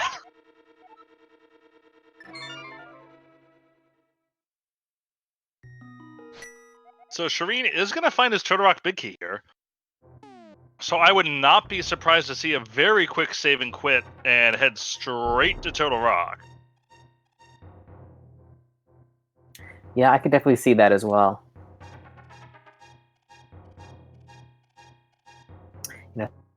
Especially you're an hour and a half in, you've only got one crystal down. If you can take care of another boss, you might as well do it. Especially one with so many requirements Mm-hmm. that you are kind of close to being able to kill even in logic. And that fire rod, which you felt pressured into, hasn't paid off yet, really. Other So than, you'd like we said, the... Right, the Ice Rod, which just leads to even more chance for the Fire Rod to pay off. So he'll likely be making a Turtle Rock play pretty soon, if not immediately. Perhaps.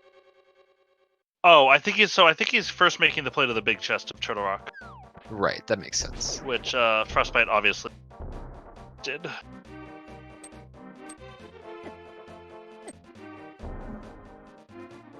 I'll say Frost is going to need to make sure he kills the Pokey here so he gets the key.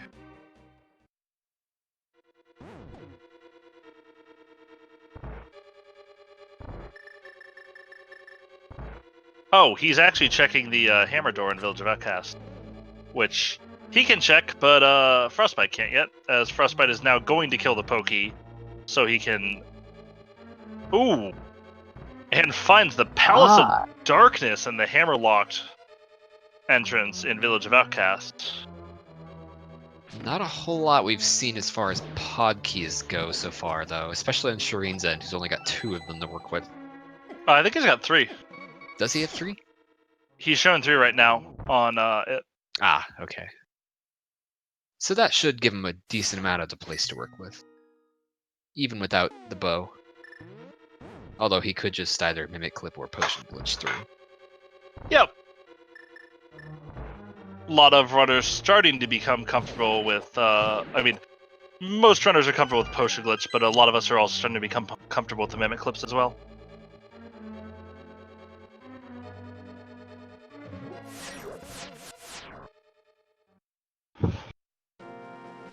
Yep, and it looks like, so with his 3 keys, Shareen is checking the last chest that is in Logic right now.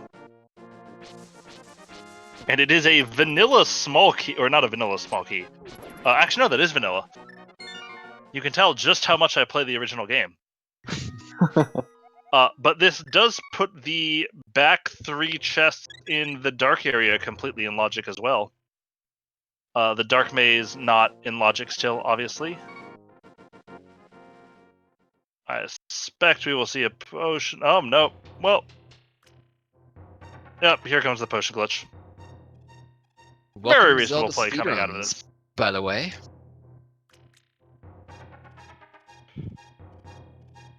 Oh, wow, that's a little bit of a raid party coming from Zelda Speedruns, who I assume just had a different match conclude. I believe that was Korek versus Maximum Barnage. So welcome to Frostbite versus Shareen. We had a bit of an interesting start with Frostbite getting a bit of an early lead due to Shareen not finding Aga Tower for a long time, which was required for East Dark World access to get their gloves off of the pyramid. But Shareen was able to find his hammer much more quickly than, well, Frostbite still has not found his. So that has made up a lot of room in this race for him. Yep. Speaking of hammer, Frostbite is about to get his right now. And expresses some feelings on that hammer.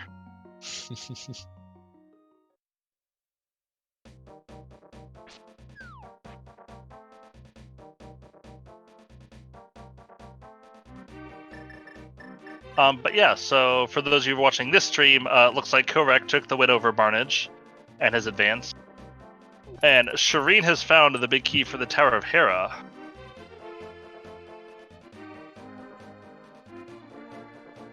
So things are starting to come together here. We've got a couple of dungeons that we can actually finish off, which is nice to have in a cross keys race. Yeah. Oftentimes the grind of that first crystal can be pretty slow, and you'll often find that the next 2 or 3 come pretty quickly afterwards, as there are the mitts fully in Logic for Shareen here. That is Ganon's Tower as well. That is pretty huge. Yes. Since for those of you just do they joining have us with the access raid, to that area of Light World? Ooh. that's a good point. They don't have access So to Ganon's Light Tower is in up the that Turtle mountain. Rock entrance. Yes, as we know from a hint very early on in the game. As Shareen sets up the you had it there, Shareen.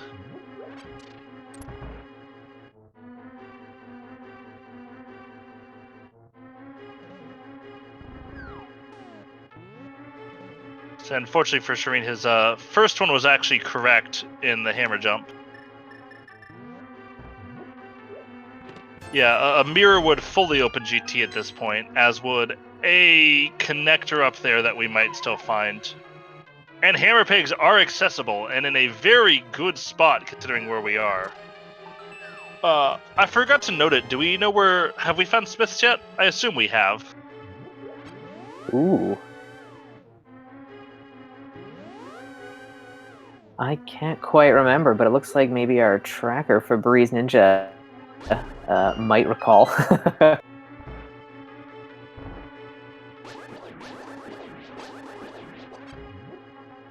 And we are in fact seeing that water jet holding up the bomb on the fish. I think Shareen is the right placement now. Yep.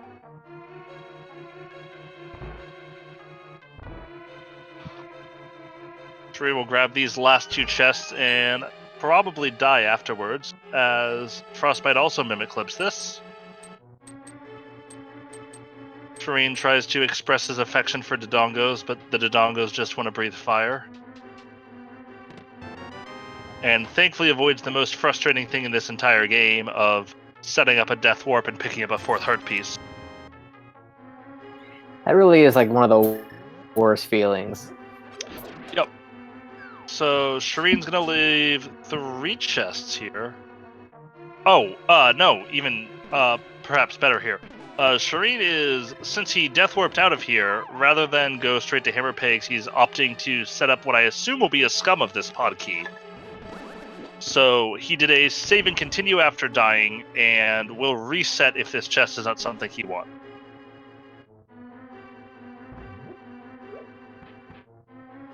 And we're gonna see Shareen reset his game here, I assume. There it is.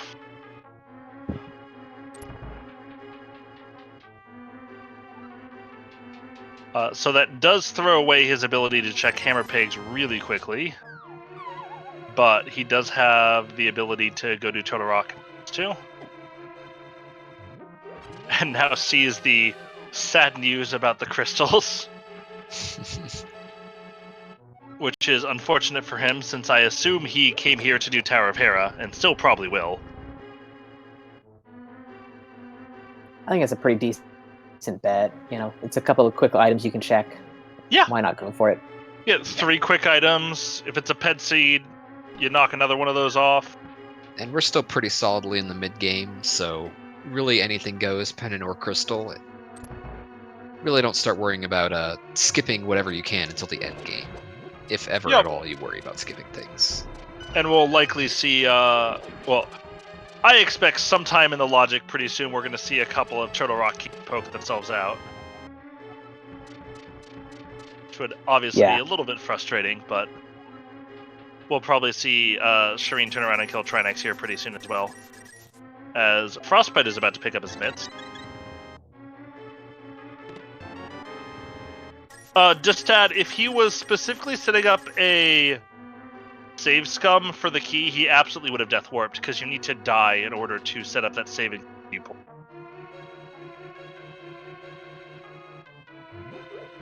For those of you who watched the Andy versus RD Walsh race, Andy tried to set up a death warp and accidentally deleted 2 crystals worth of progress.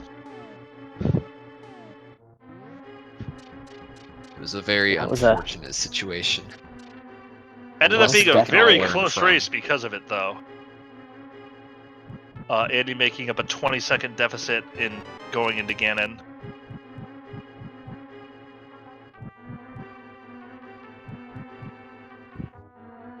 A little bit of a rough seed for the runners, as Frostbite now is probably going to set up his death warp. Nope, and is just going to save and quit. I'm honestly a little surprised not to see the runners use this pod location to check Hammer Pegs, but I guess with the back exit of Old Man, it's pretty free to come back to. Tower of Hera is more than a little disappointing here. Yeah, that is a little surprising, but oh well. I suspect we're going to see Trinex here from Frostbite. As we pay a moment of silence for Distad's wife not understanding why he was screaming at his phone. Quite the race at the end. Shareen now heading back to Dark World.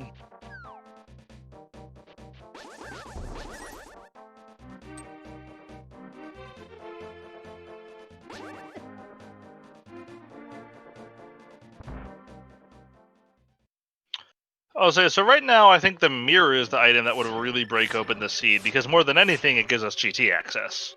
Exactly, along with many other entrances that we can work with. Yeah. I'm surprised. Because it kind of feels like about time that it's going to show up. Yeah. You always feel good if you find that mirror really early, but sometimes not so much.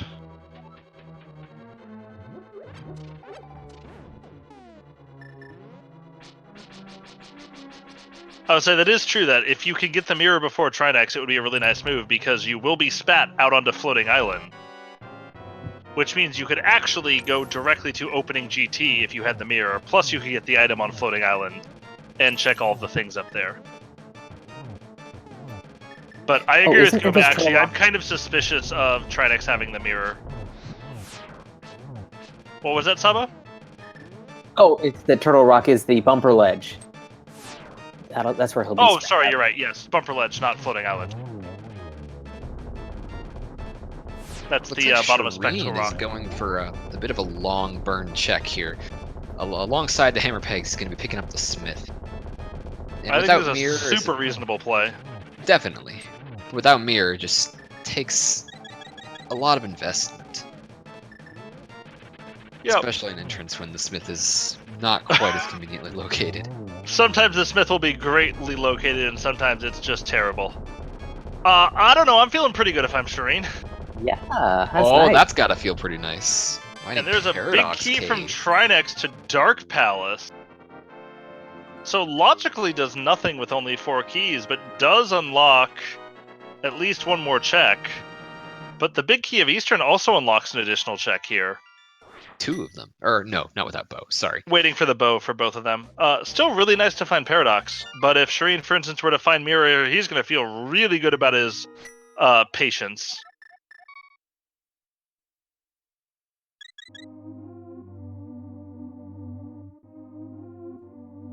We get our first look at the red fish. It's not the it's not the mirror, but it's still really nice. And we have found Hookshot Cave. In fact, I think we found both ends of Hookshot Cave. Yeah, pretty early on in the seed. One end of it is right by Link's house, just south of the river.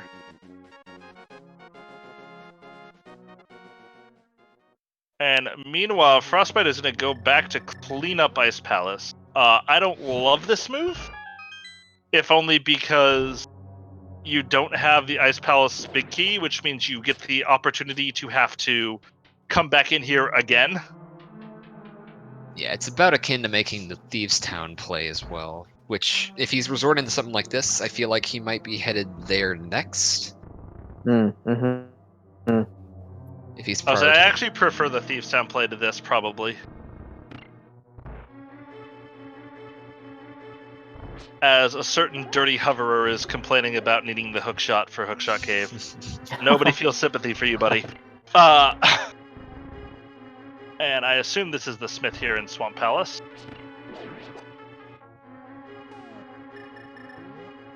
We will see what comes out of this. I don't believe we have a purple chest hint, so that's still in play. Oh! The Tower of Hera small key.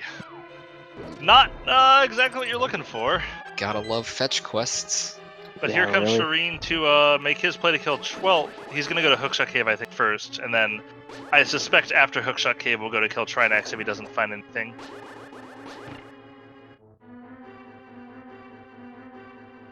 And there's Hookshot Cave.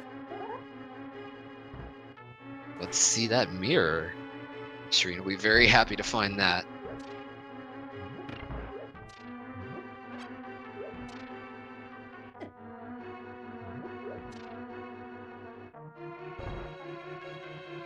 Oh, the book. And why? The chain stretches on.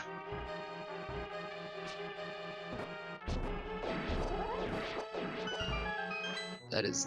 I do find it interesting that I believe you were not required, or was was there a castle tower key in Ice Palace? Where was the second key? No, it was in Hype Cave. Yeah, you were not actually required at all to make this Ice Palace dip without the hammer. Both runners obviously did it, so neither of them are gonna lose time.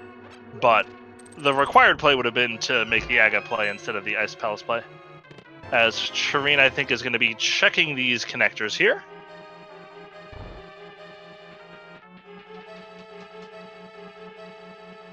And I certainly can't blame either of these runners for making the Ice Palace play.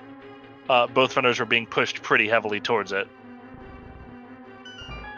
As we're now going to see a very unsatisfying Super Bunny Cave. This is definitely a rough seed. it's pretty rare that you see a seed that logically forces you to kill Aga for East Dark World access.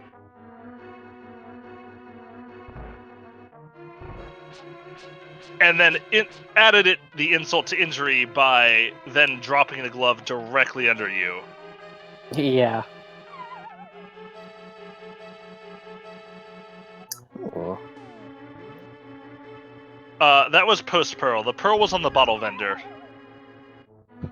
The seed has been Pearl. pretty trolly, but not at all Very for the Moon simple. Pearl.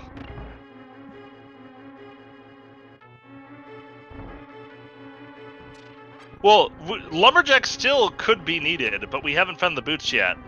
The well is just sitting there. So once we do find the boots, we can instantly cash in 5 items, which would be pretty nice. Recidador, you could have kern jumped. You would have had to kern jump into doing the fake flipper to catfish to swirl around. And Shareen actually did do the kern jump, but found Spectacle Rock and followed the connector down there, which led him to Aga Tower. And especially with the well being under Lumberjack, I can understand not wanting to kern jump. As Shareen is finding himself a fish in water? Question mark?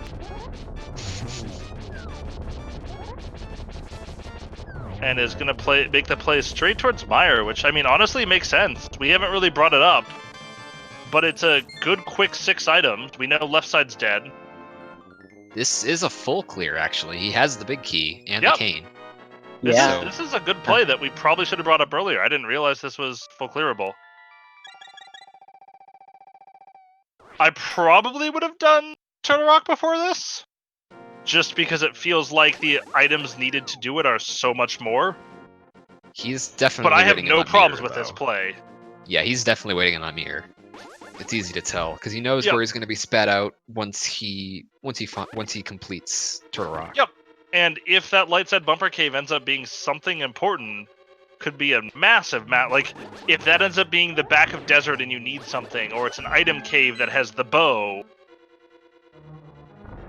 or goodness knows, like the boots there with the bow sitting on Lumberjack. Oh goodness! Like at this point, Frostbite's only path back there is to traverse all the Turtle Rock again. And I think one of the really interesting things you'll see with people who've played more cross keys, or people who've kind of gotten into it more, is you'll see a understanding that these seeds can get very, very long, and that patience is a very good thing to have. Because more than anything, what really hurts you is having to go back to these terrible one-offs at the end of the game. Yeah, Although the definitely. front of Meyer being pretty disappointing so far. Mm-hmm. Oh, never And mind. that's a little less disappointing, as Shareen finds the most important item in the seed. Yeah, that's pretty huge. I mean, Febreze, I was basically just willing that mirror into existence. I mean, I don't want to brag, but I did literally roll the seed. Shireen skipping the Meyer bridge chest, forgetting it probably exists. did it on accident. That has me a little worried. Yeah. I think he just got the mirror and decided, or not decided, but got a little bit too excited and simply forgot it existed. I gotta be honest, I've been there before. Yeah. I've definitely found the I think mirror we and all- immediately skipped chests.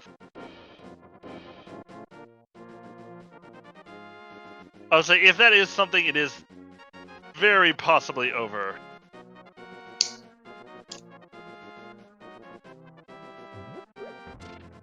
Yeah, I'm really earning my shitty seed roller title. Usually only really applies to Ocarina of Time seeds, but got the magic touch for cross keys as well.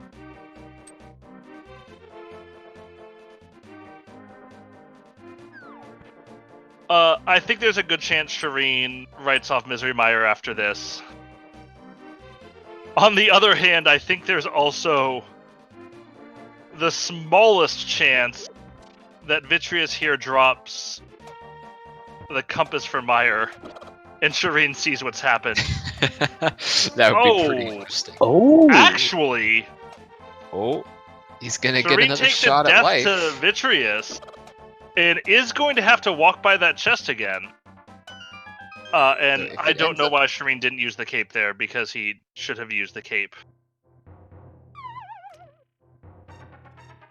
And yeah, Haystack's mirror was in Spike Room in Meyer. So Frostbite about to get his own hookshot out of Paradox Cave, and might be moving to make the same exact play afterwards. mm-hmm.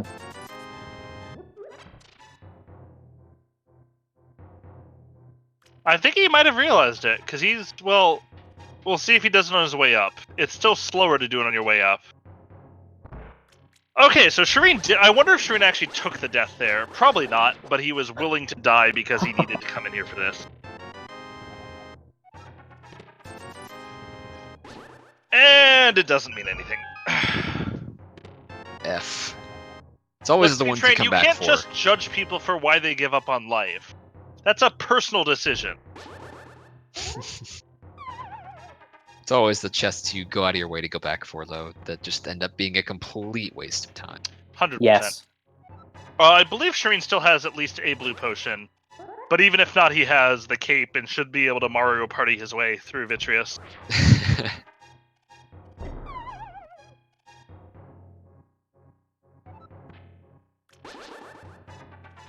Frostbite having So just a little bit of trouble with the bomb jump there. The sprite is not cooperating. Shareen suggesting the agreement for the sprite. Definitely working out in his favor so far. For all we know, Shareen has been secretly training on the fish sprite for months just for this exact moment. Playing 4D chess. We're sitting here playing Zelda, and this dude is playing, like, interdimensional galactic checkers. Alright, well, we have another exit on Paradox Cave, is King's Tomb. I don't think we noted that the first time. Although I don't actually remember where Shareen got out. We were too excited about the hookshot. I wonder if he just might have saved and quitted right away. I can't even remember. I probably would have saved and quit out straight away. As Shareen decides that he likes playing games where you just smash the B button. So for those of you who don't know, the cape not only doesn't drain mana when you're holding things, it also doesn't drain mana when you're smashing the B button like this. At least not very quickly. It slows it down drastically. While you're slashing your sword, it doesn't actually drain mana.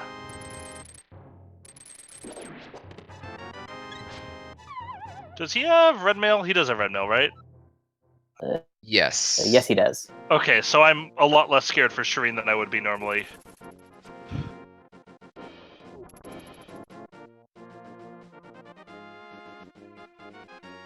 Shareen doing the delicate dance to keep Vitreous in the corner. And finishes him off this time. Unfortunately for Frostbite, not making the same play here to Meyer, it looks like. Since I believe you have to go through Bumper Cave to get to that area without the flute.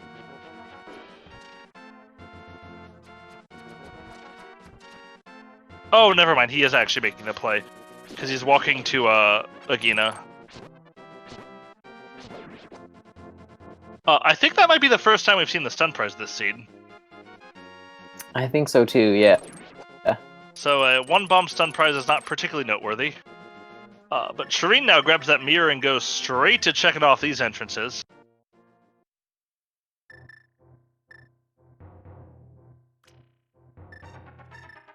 So in Shareen, obviously, when he does go to kill Trinex, not only gets the advantage of...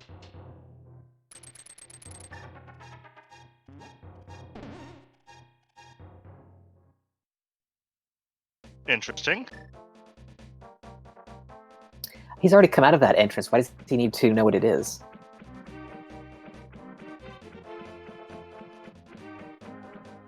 I mean, I don't think he was trying to know what was Eastern. I think he was just trying to jump off. I don't know, maybe not. He doesn't lose much either way, since he can still Yeah. check Yeah. the only two chests he's here to, or only two entrances he's here to check.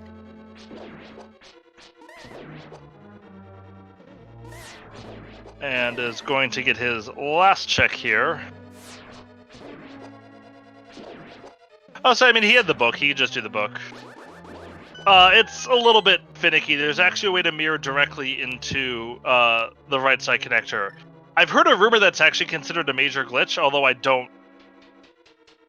We'll just not get me started on glitch classification in this game. Let's leave it at that. Bit of a can of It worms. lacks some coherency. Shareen correctly going to his house, and it looks like he's heading to the hammer.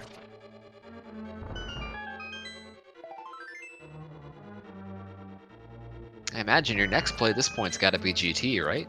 Knowing It where has is. to. After Turtle Rock, yeah. Oh yeah, after Turtle Rock. That's a fair point. And Frost forgetting the left side Mire Hint is going to find nothing here. Could have easily slipped Frost's mind here with this seed. But I mean, he did find a heart piece, so you know. I mean, in the things he'll be catching up to Shareen. Shareen's got 13 hearts right now, which is pretty poggers. Pretty substantial lead there. Oh, so we are being a little bit flippant. Although Sorry, yes. oftentimes when evaluating cross key seeds, number of hearts someone has can be a pretty good measure of roughly how many checks they've done compared to their opponent. I missed the hint. What was the hint for? Oh, I did not catch it either. I was watching Shareen's side of things. Okay, so that's a not really helpful hint, I guess, because you don't know if it's going to be useful. So if you're in GT, you're just going to do it. Hmm. Fun fact I learned the other day, by the way. You can, in fact, damage the Firehead with Ice Rod. Just not with the first hit while he's vulnerable. The reason that you can actually hit the second head with the Fire Rod is because the Fire Rod has that weird sort of splash effect. Oh, interesting. Yeah. I was memeing around a little bit in a race last night, and I may have killed the Trinex heads with only the rods. Wow. Right, but so without the hint, if Shareen goes down there, he's going to check the big chest. Without the hint, if Frostbite goes down there, he's going to check the big chest. So effectively, the hint doesn't give you any real actionable information. Alright. And we're going to see the move to the mirror right now from Shareen. And It's a if pretty this has interesting check something, here. this is going to be a big win for Shareen if this has something. But even if it doesn't have anything, as Frostbite picks up his mirror finally. And even if this check doesn't have anything, this is going to be weighing on Frostbite's mind. But if it does, that's an enormous deal. Since And it's it pain is to get a back fairy. to. Oh. There is pretty much no hint that Frostbite wants more in the game right now than the Southwest Death Mountain Foothills cave leads to a fairy fountain. Yeah. Because if he does get to the point where he doesn't know where to go, he's just going to do it. Shareen, I think, is making the play towards GT. I don't think there were any really good ways to get to West Death Mountain. Yeah, we hadn't seen a connector at all, so the mirror is our only way to get up there as the time being. Where that we was know the of. Thieves Town Big Key? Wasn't it in the pod area? Was it? Oh, Spiral Cave. Oh, that's a... Wait. Was it? I thought Shareen did Spiral Cave really early.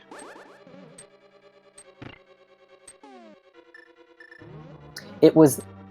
It wasn't at the Light World shopping mall. Was there Oh, that's was right. there We've been something over this. there? It was Pyramid Fairy. Yeah. So it is an orphaned place. If Shareen does pick up the flute, which he's obviously statistically likely to before the end of the seed, that will probably be one of the places that he checks pretty quickly.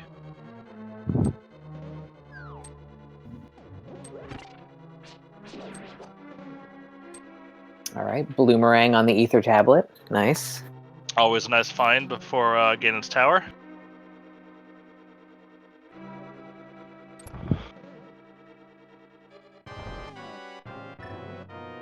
Alrighty, Frostbite facing off against Vitreous. Gonna go for the cape strats as well.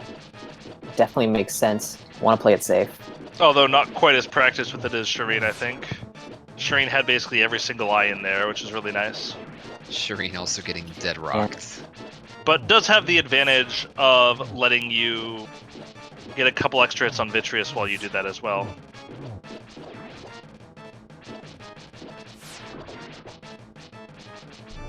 Also, a big one. Do you know, I think it's theoretically possible to kill Vitreous before phase 2? Before phase 2, I do not know if that I is think possible. he's vulnerable to sword hits, but isn't vulnerable to the bow. So you'd have to like specifically not kill the eyes. That'd be pretty nuts to pull that There's off. some frame rate reduction for Shareen in Waterfall Cave.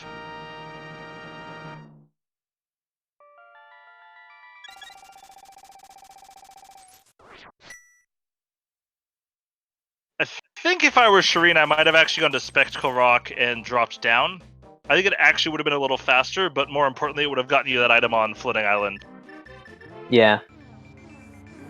Wow, so here we are, 2 hours in, and we're finally getting into Ganon's Tower. And I believe a full clearable Ganon's Tower, other than the bow. Which we might even find in here. Which we might find in here. I'd say it's And even incredibly if not, likely a we find runner it could here. theoretically mimic clip. Although I would probably not be willing to do that if I'm the runner. Unless I'm very desperate or have a very good hint.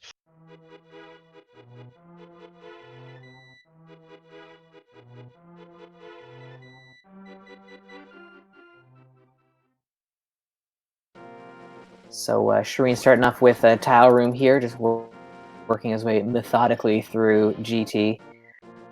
And I do believe that 2 small keys is enough to clear the entire dungeon if you're perfect with your key usage. So if they do find the bow here, there is the option of climbing, especially given the not goodness of the spot in Ganon's Tower. Although it's probably easier to revisit because you can just drop down into Spectacle Rock.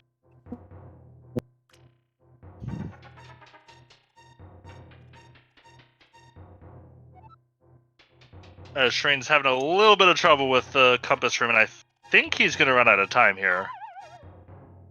Yeah, without boots, I think it's not looking like he has As enough. Shareen decides he doesn't want to live anymore, and or just wants a quick teleport to the end of the room.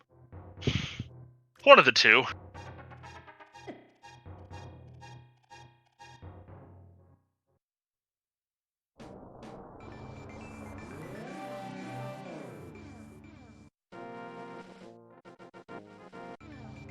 Okay, I missed what it was on the floating island before, but it looks like it's the red boomerang. Yes, it was.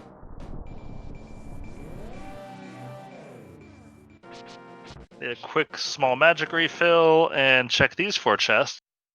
Shreem will probably pick up the key after this, and then mirror back, as we see Tempered Sword, and a mushroom.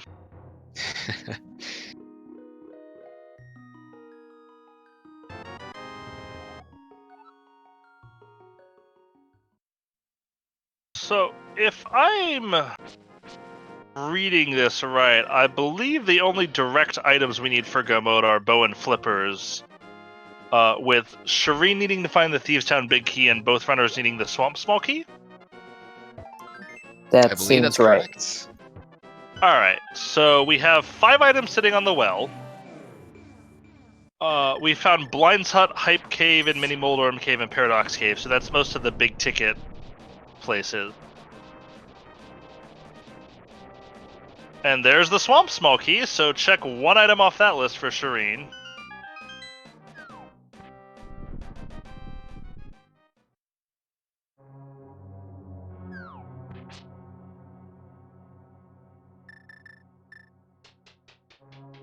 So I'd say that we might find the flippers at the very least, and then there's a possibility that other things could be hanging out in Swamp after this. Yeah, I would Swamp definitely House. expect to find the flippers here with how little is left.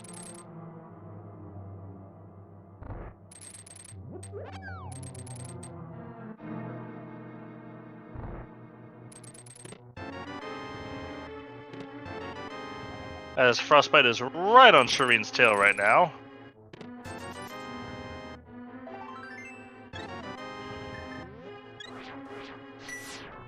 Uh-oh. Ooh, that's That's interesting. a big O status for Frostbite. It's very good for Shareen, though, who I'm pretty sure has been waiting for that before going back to Ice Palace. Yep, And for a Shareen good being reason. very, very patient and will likely follow this play up with going straight to Ice, I would assume.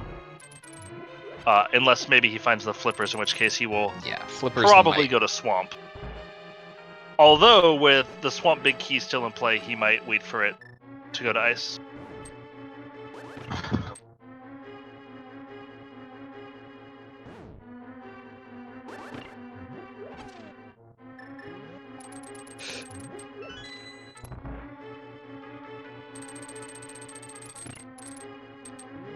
Oh, say there is a Big Key sitting on Zora Ledge, which can't be many things, right? Actually, does it have to be Swamp? think it It's has Swamp to or be. Skull. I don't think we found Skull yet either. Oh, that's right. As Shareen is about to grab his powder. Kind of a fortuitous place to get it. Make Bob a little more palatable to deal with.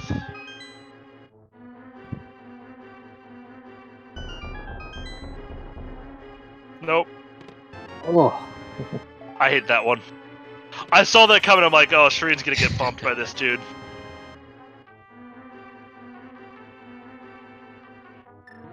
And we'll see what Shareen's method of killing Ice Armos is.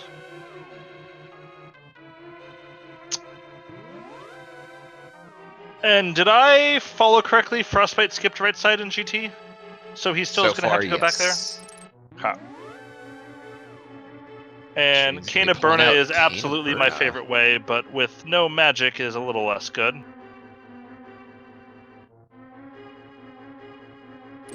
Sword beams. That and being said, Tempered sword beams Slash. are pretty effective.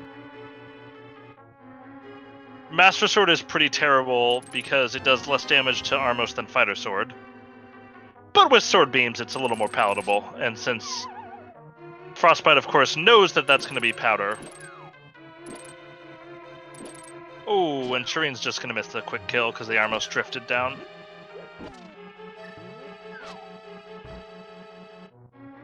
As this is an absolutely bloodthirsty fish.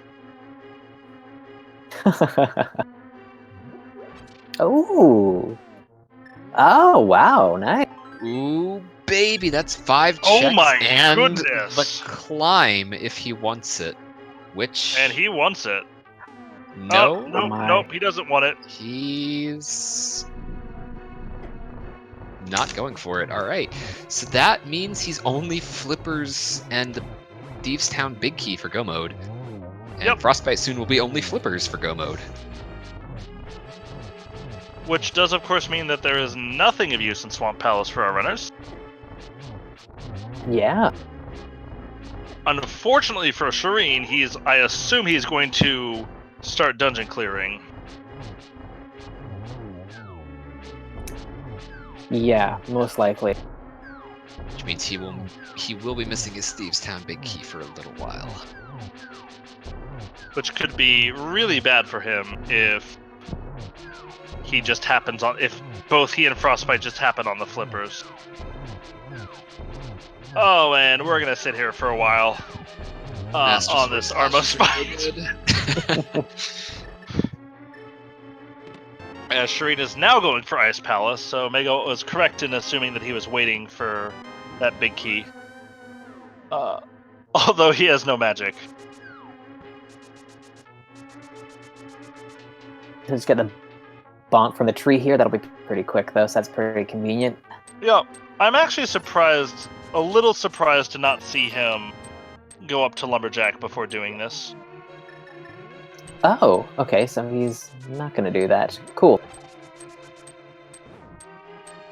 It looks like he's going to clear Pod instead, and we'll use that to get a full magic fill.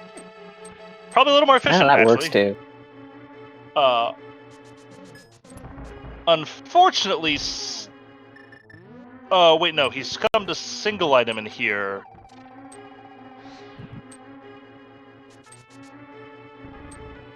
Yeah, he scummed a key to check. Shareen, the you big still key don't have chest. magic.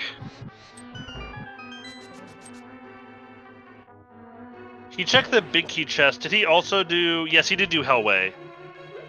Oh, he doesn't have. He hasn't checked the big chest. So Yeah, all he's missing in terms of his compass are the big chest, the boss, and the big key chest, which he did save scum. Yep. And here's Frostbite gonna clear out.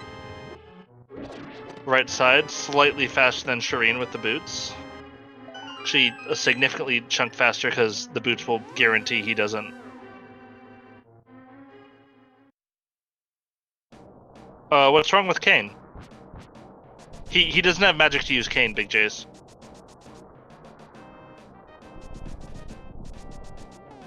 As Frostbite also is going to decline to climb. That's a tough call to make when you are flippers from go mode. Yeah, it's a big waste would of time. probably It's not nothing. climb at this point. Yeah.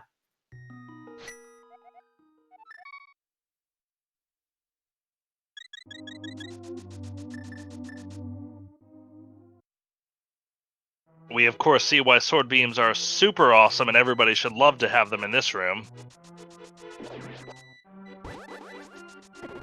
Just gotta do what Bob, you can the to only take a big hit. key still needed by anyone is the Thieves' Town big key.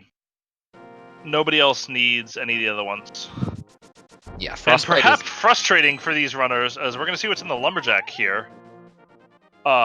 Flippers in here would be really bad for Shareen.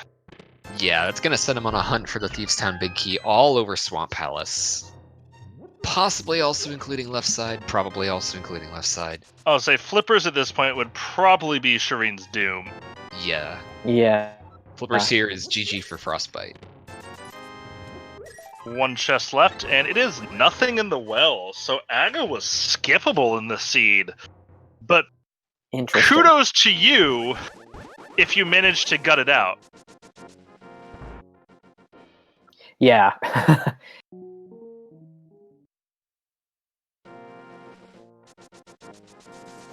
Also, kudos to me, not only did I accidentally enjoy the race, I've actually accidentally been streaming this entire time. Nice. Well done.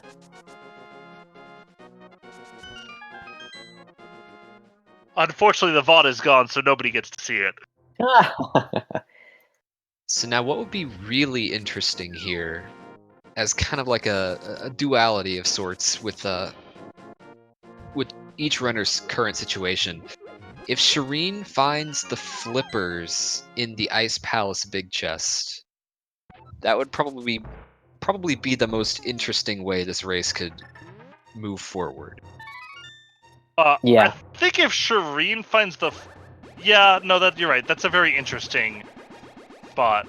Because that puts Shareen in a position where he full clears Swamp Palace, and puts Frostbite in a position where he has to go back to the Ice Palace big chest for his go mode item. Which he probably climbs before he does that. Ooh. Yeah.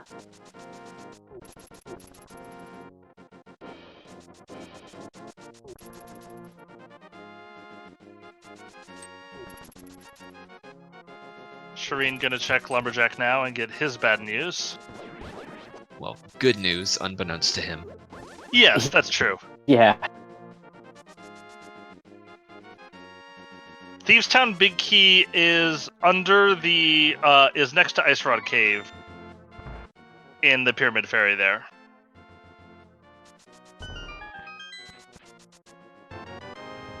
As we're gonna check this small key here, I'm not really sure what small key to Skullwoods. All right, so There's the third small key to Skullwoods. Now Mothula's Mothula in logic Perfect. behind Ganon's tower.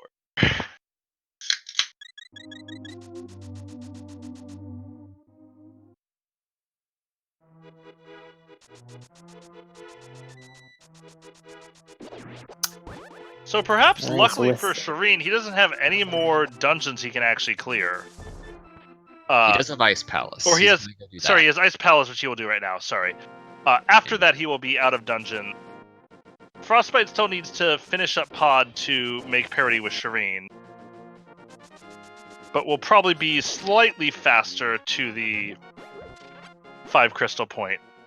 I have to assume Frostbite will follow up by just making the play to Thieves' Town. Yeah, at this point, I think he's going to have to. We talked about kind of the risk-reward of waiting until you had the items to full clear. This is the point where it's not really worth waiting on. Definitely. I was saying, Shareen at least gets to have boots clearing Ice Palace. Febreze Ninja actually raises really good points. Shareen knows about the big key on Zora Ledge, and might actually, because he's still missing the Thieves' Town big key, be tempted to go over there to try to double water walk to it. But that would also set up the perfect opportunity to actually find his Thieves' Town big key.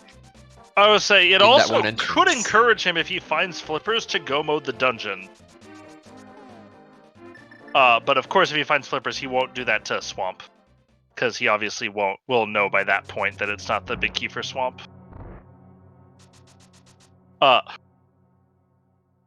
Big Chest and Swamp Palace having the flippers would. Well, wait, sorry. We know that can't happen. Please ignore me. Swamp Palace out of the flippers. I think that would be very maybe interesting if that happened, in that I would file a bug with AA very, very quickly. But yes, it could be the Skullwoods big key. So I think Shareen would be irresponsible to assume that it's the Thieves' Town big key, but if he does find the flippers, it would likely merit a run there and check right away. Although if he does try to set up the double water walk, was there any good spot near Ice Rod Cave to do it? That's a good point. I know... Where was Minimulbrum Cave? I feel like that might have been somewhere close. Because, obviously, so for those of you who don't know all the different intricacies of Link to the Past glitches, one of the ways, pretty much the only way you can get the item on Zora Ledge without the flippers requires having boots. And in doing so, as we're about to see a very important check coming through from Shareen here, who misses the clip into the stairs and can't quite get the hookshot either, but gets it that time. But there's basically 2 different ways that you can get Water Walk in the Seed. One is by walking in and out of Waterfall Ledge with the Moon Pearl, as Shareen's going to be a little frustrated by that key. But honestly, that key might just be in a good spot for him, because it doesn't... Or... The flippers would still bait him into full clearing Ice Palace at this point. That is definitely good news for Frostbite. Yes. That obviously would be a devastating place for flippers to be for Frostbite. And so what you can actually do on Zora's Ledge is you can actually basically combo the 2 types of Water Walk. One which lets you get it from that, and the other one which lets you get Water Walk from effectively dashing next to a pit and not breaking it with the way the game expects. And if you do that, you can actually store one of your Water Walks so that you can jump down near Zora and then you get to Water Walk next to Zora. And so it hard requires the boots, and is pretty much the only way you can get the Zora Ledge item without the flippers. That being said, when you're 2 items from Go Mode, that would be perhaps a bold choice. As Frostbite is now going to make up a little bit of what Shareen did, although he is the mirror now. And so this is probably going to feel less bad, and will probably also translate into a Bombos tablet check, I would assume.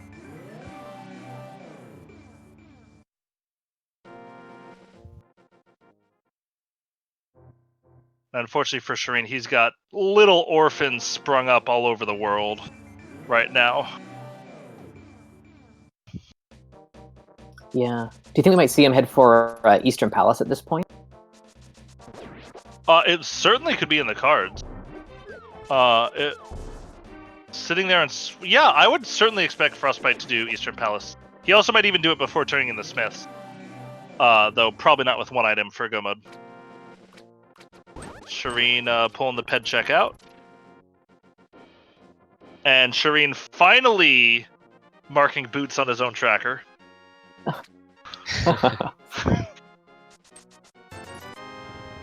But yeah, I would not be surprised to see Frostbite immediately turn into Swamp. I would guess he'll probably check Bombos first, but he's right here.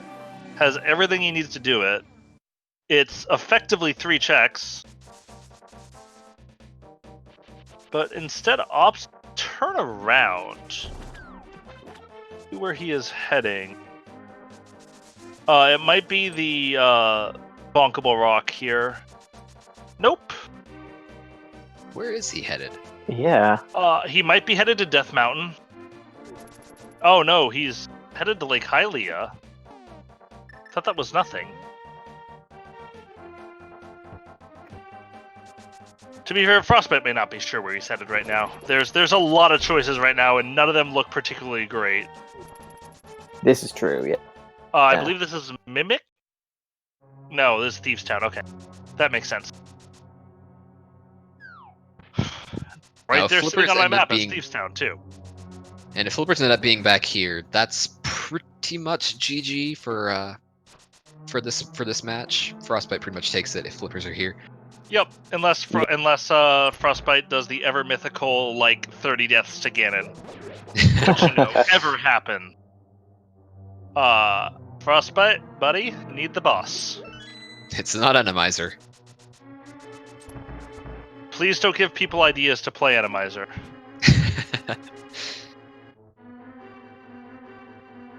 Shareen's gonna check this small key. Maybe hoping for Thieves Town. At this point, I think the Thieves Town Big Chest is the spiciest place Flippers could be. Yeah, probably.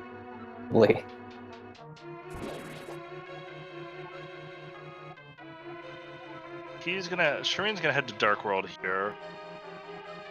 Where he's gonna go. We've got a couple connectors to Death Mountain from here, but I suspect he's gonna check the Bonkable Rocks.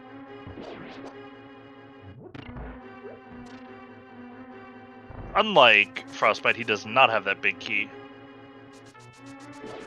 The Thieves Town hint giving us very valuable information that nothing of value is actually on left side swamp.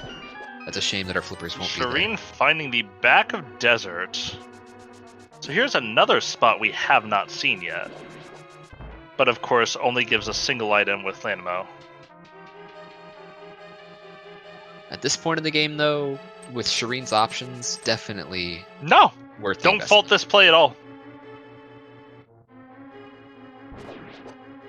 There's not a ton of locations we haven't found yet that go to items, but there are still some. And the back of desert obviously hadn't been found yet.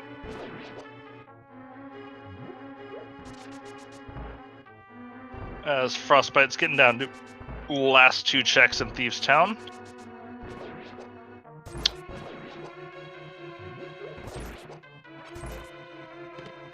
And not in the maiden chest.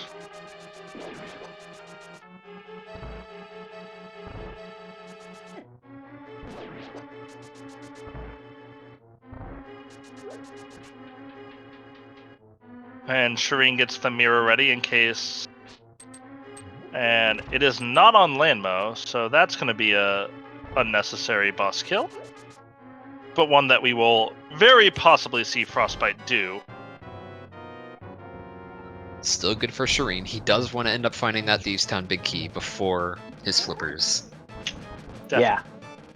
If he wants to stand a much better chance at winning this race. Shareen gonna clean up one of his orphans here in K45.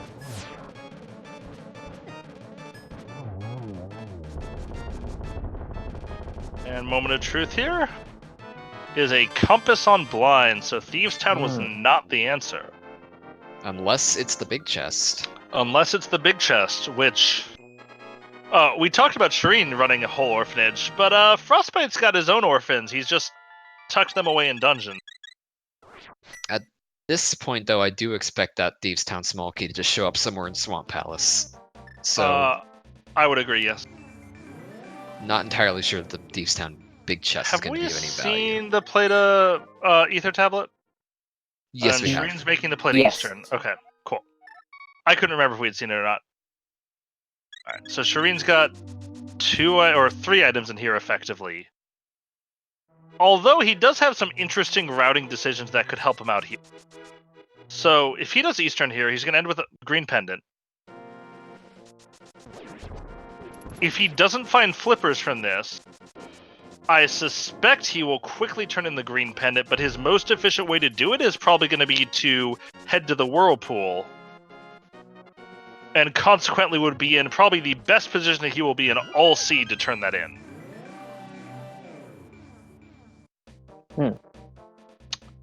Could also see purple chest coming from Frostbite here. Seems to be what he's headed towards. And then might do Bombo's tablet after that. I'll say, did he also not, or did he not do Bombo's tablet? I believe he did, actually. Oh, okay. I want to say he did. Has Frostbite checked Or did he hammer? not? No, actually, I don't think he did, now that I think about it. Actually, looking at his stream, it looks like Frostbite does have hammer pegs marked off.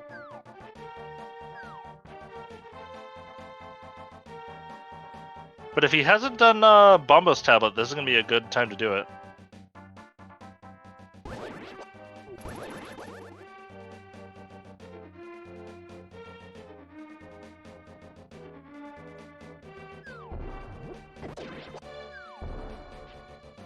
It's a good point, Aster. But it makes it more likely. We're starting to get down into this last couple of checks that this could be in.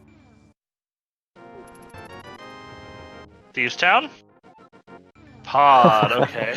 Oh boy. Alright, so no flippers in Eastern Palace either, and that might be where Frostbite's headed next based on his... Unless those flippers are on the green pendant. Yeah, That is a good could point. be. And there But is the now- Bombo's tablet coming. Now is probably the best chance for Shareen to go and knock out that one check real fast.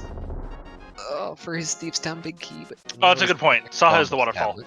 I didn't think about that. Shareen might turn it in anyway looking for the Thieves Town big key. If he doesn't find it, but...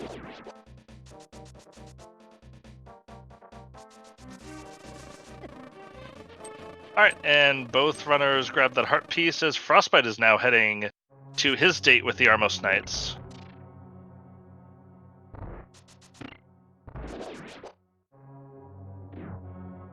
Heading back to the east, let's see if he makes the requisite play.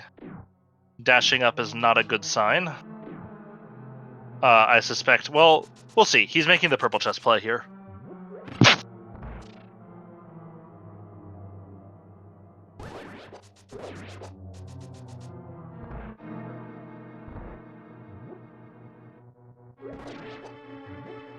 I mean, as these locations kind of whittle down, we're also still faced with being GT, which would be really ugly at this point. Yeah, that's definitely still in play. It's looking like the play more and more, to be honest. Yeah.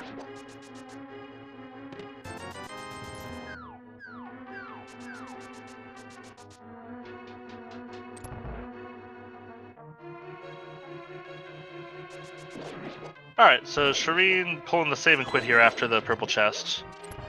Probably forgot that he killed Agadim. Now remembering that he killed Ag. So hopefully for his sake, he's planning purple chest into that one orphan check, or that one orphaned entrance down your Ice Rod Cave. Yeah, this is... I keep saying this, but this is about as good of a chance as he has to check that spot.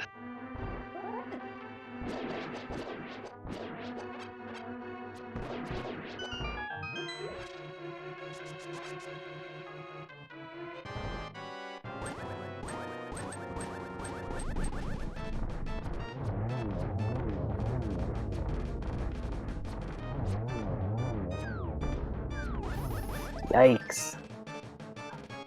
Nope. Oh, Not good for Shareen. Shareen.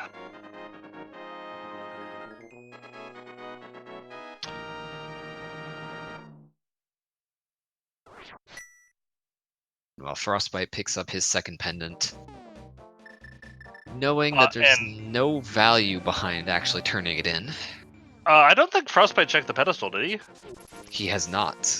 So he doesn't actually know that there's no value behind it. Well, no value behind the turn-in, because Sahasral is in the waterfall. Oh, sorry, the green pendant turn-in, yes. Yes. Alright, so he's headed through Bumper Cave now.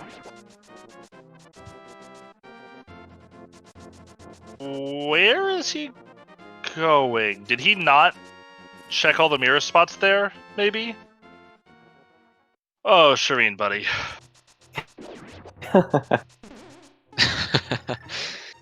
Shareen really wants his coffee break. Or he's just having fun. I think he's probably just having fun punting these.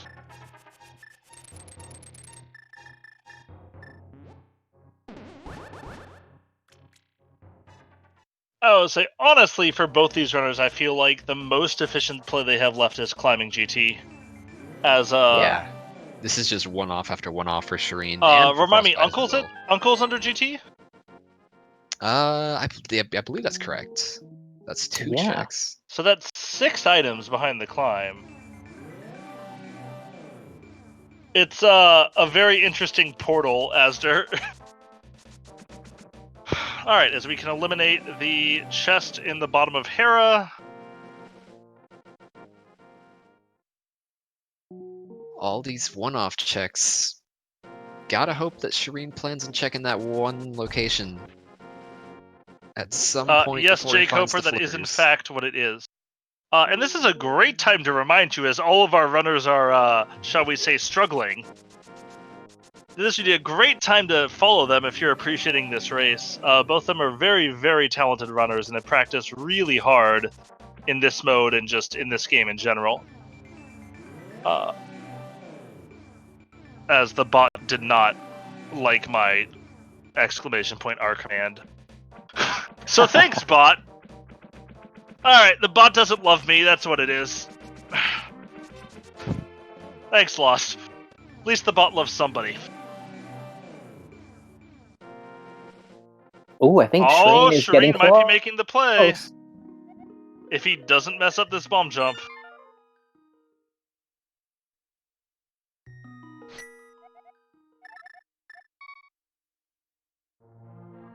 And this is actually a really smart way of routing 2 checks together that he may not have wanted to do. I suspect he's going to end at Spike Cave here, but he's going to take the mirror spot first. Mm-hmm. That's another thing I believe Frostbite has not checked, is Spike Cave. Is that right? That is correct.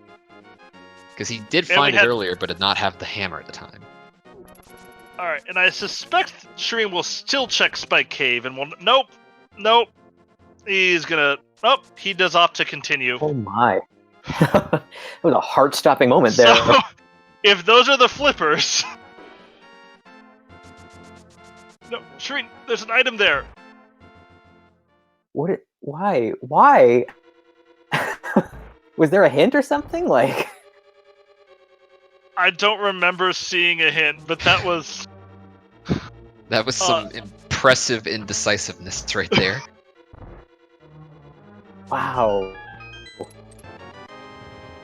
As Shareen is using his Aghanim restart point. Oh, which actually that might have been what he was doing. He was going back to the Dark World so he could save and quit to Aga. Oh, Zoro makes a good point in chat that cannot be flippers. Oh. Even though we have a connector there, it's out of logic to reach Yes, that's true.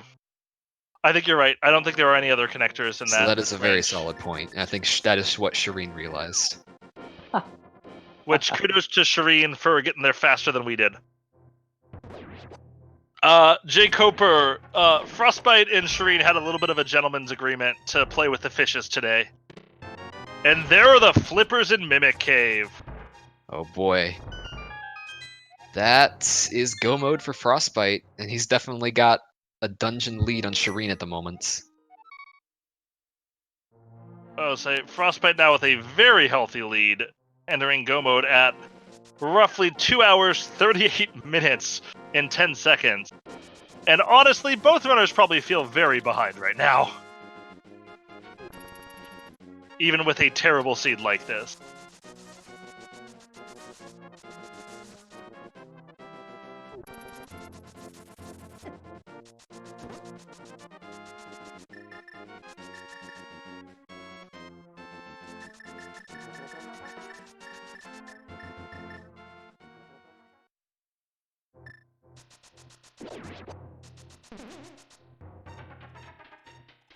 And worth noting, the winner of this match will advance to face Sonicam, who's our 20th ranked runner, and on a good day, arguably the fastest runner you will see in Cross Keys. Meanwhile, the loser will fall down to the spot that the loser of 39 falls to, who will face Malagord, who is the 45th seed. Birkin, the flippers were in Mimic Cave, which was, as Fabrice said, somewhere. Yeah, where was he actually? No idea. We'll have to ask him. Oh, I'll do one better. I'm Sherlock Holmes in this.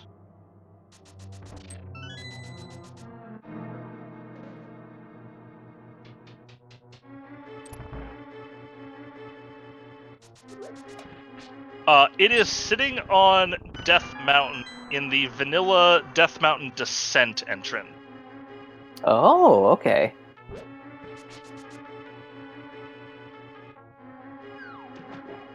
I've gotten very good at going back into people's streams and looking where stuff is, because it's hard enough to follow a single one of these, much less multiple at the same time.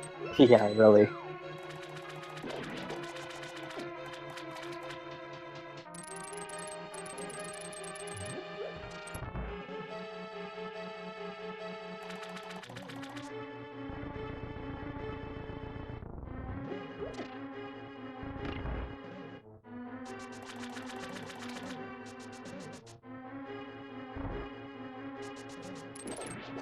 Asder, it's a little bit of an odd place for a Go mode item.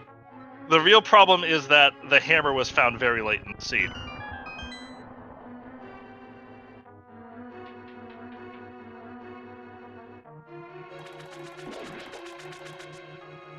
Big J's, I'm not going to dignify that comment with a response. So Shareen picks up Crystal 6, still looking for those flippers. He has a couple locations he can check still, so he might be a while. Might even be before him when Frostbite finishes this. And Shareen might be thinking GT Ascent, as there's not a whole lot left after having cleared out Thieves Town. Yeah. No, I'm actually really surprised that the runners were not burned for being as greedy as they were in checking one-offs.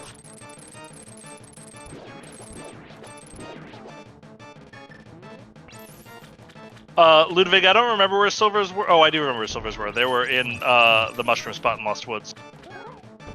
Frostbite missing the one cycle on Argus, but grabs his 7th crystal and is going to make a beeline straight to Ganon at the blacksmith drop down. As Twitch chat is getting in the mood and trying to throw as many fish puns as they can before this race ends.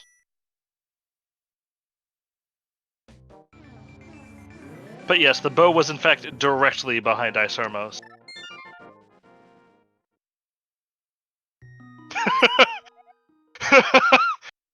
And in race chat, Shareen is asking Frostbite to end his misery and please finish the seed.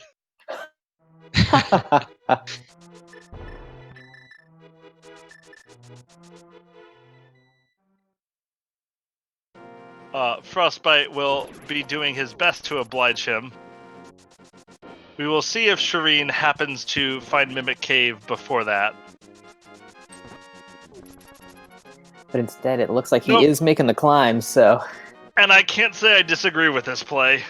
Yeah. I think it's the most efficient play they have open to themselves. But it's just not the right one.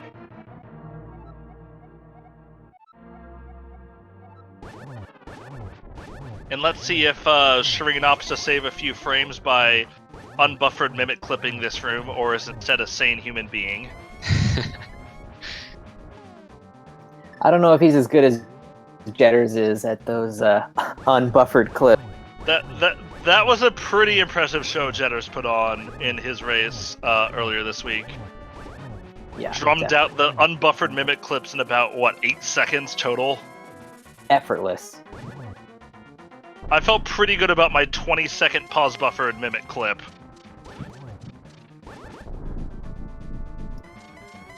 Alrighty, so we're already into phase 3 in the Ganon fight. Yep.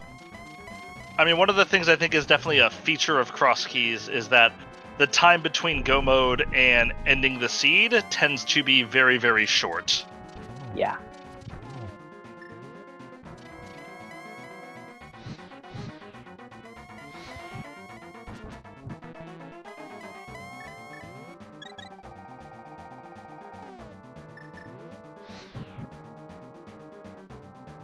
As Frostbite is... I would say it does feel really weird, but it's still very, very slow comparatively. Frostbite has a little bit of issues getting that last hit on Ganon.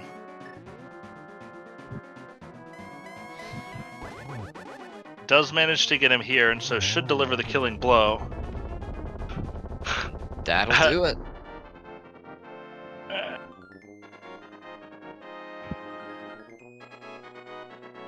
Everybody get your GGs in chat for the winner of our race today, Frostbite.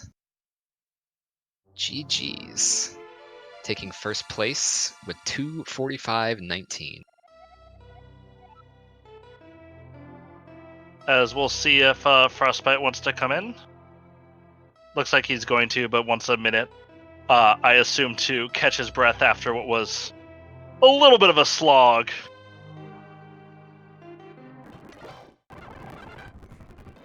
He's got to gather his thoughts so that he can give us one of his patented interviews.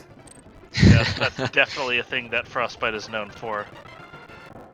And definitely not something Sabotender just made up right now. Nope.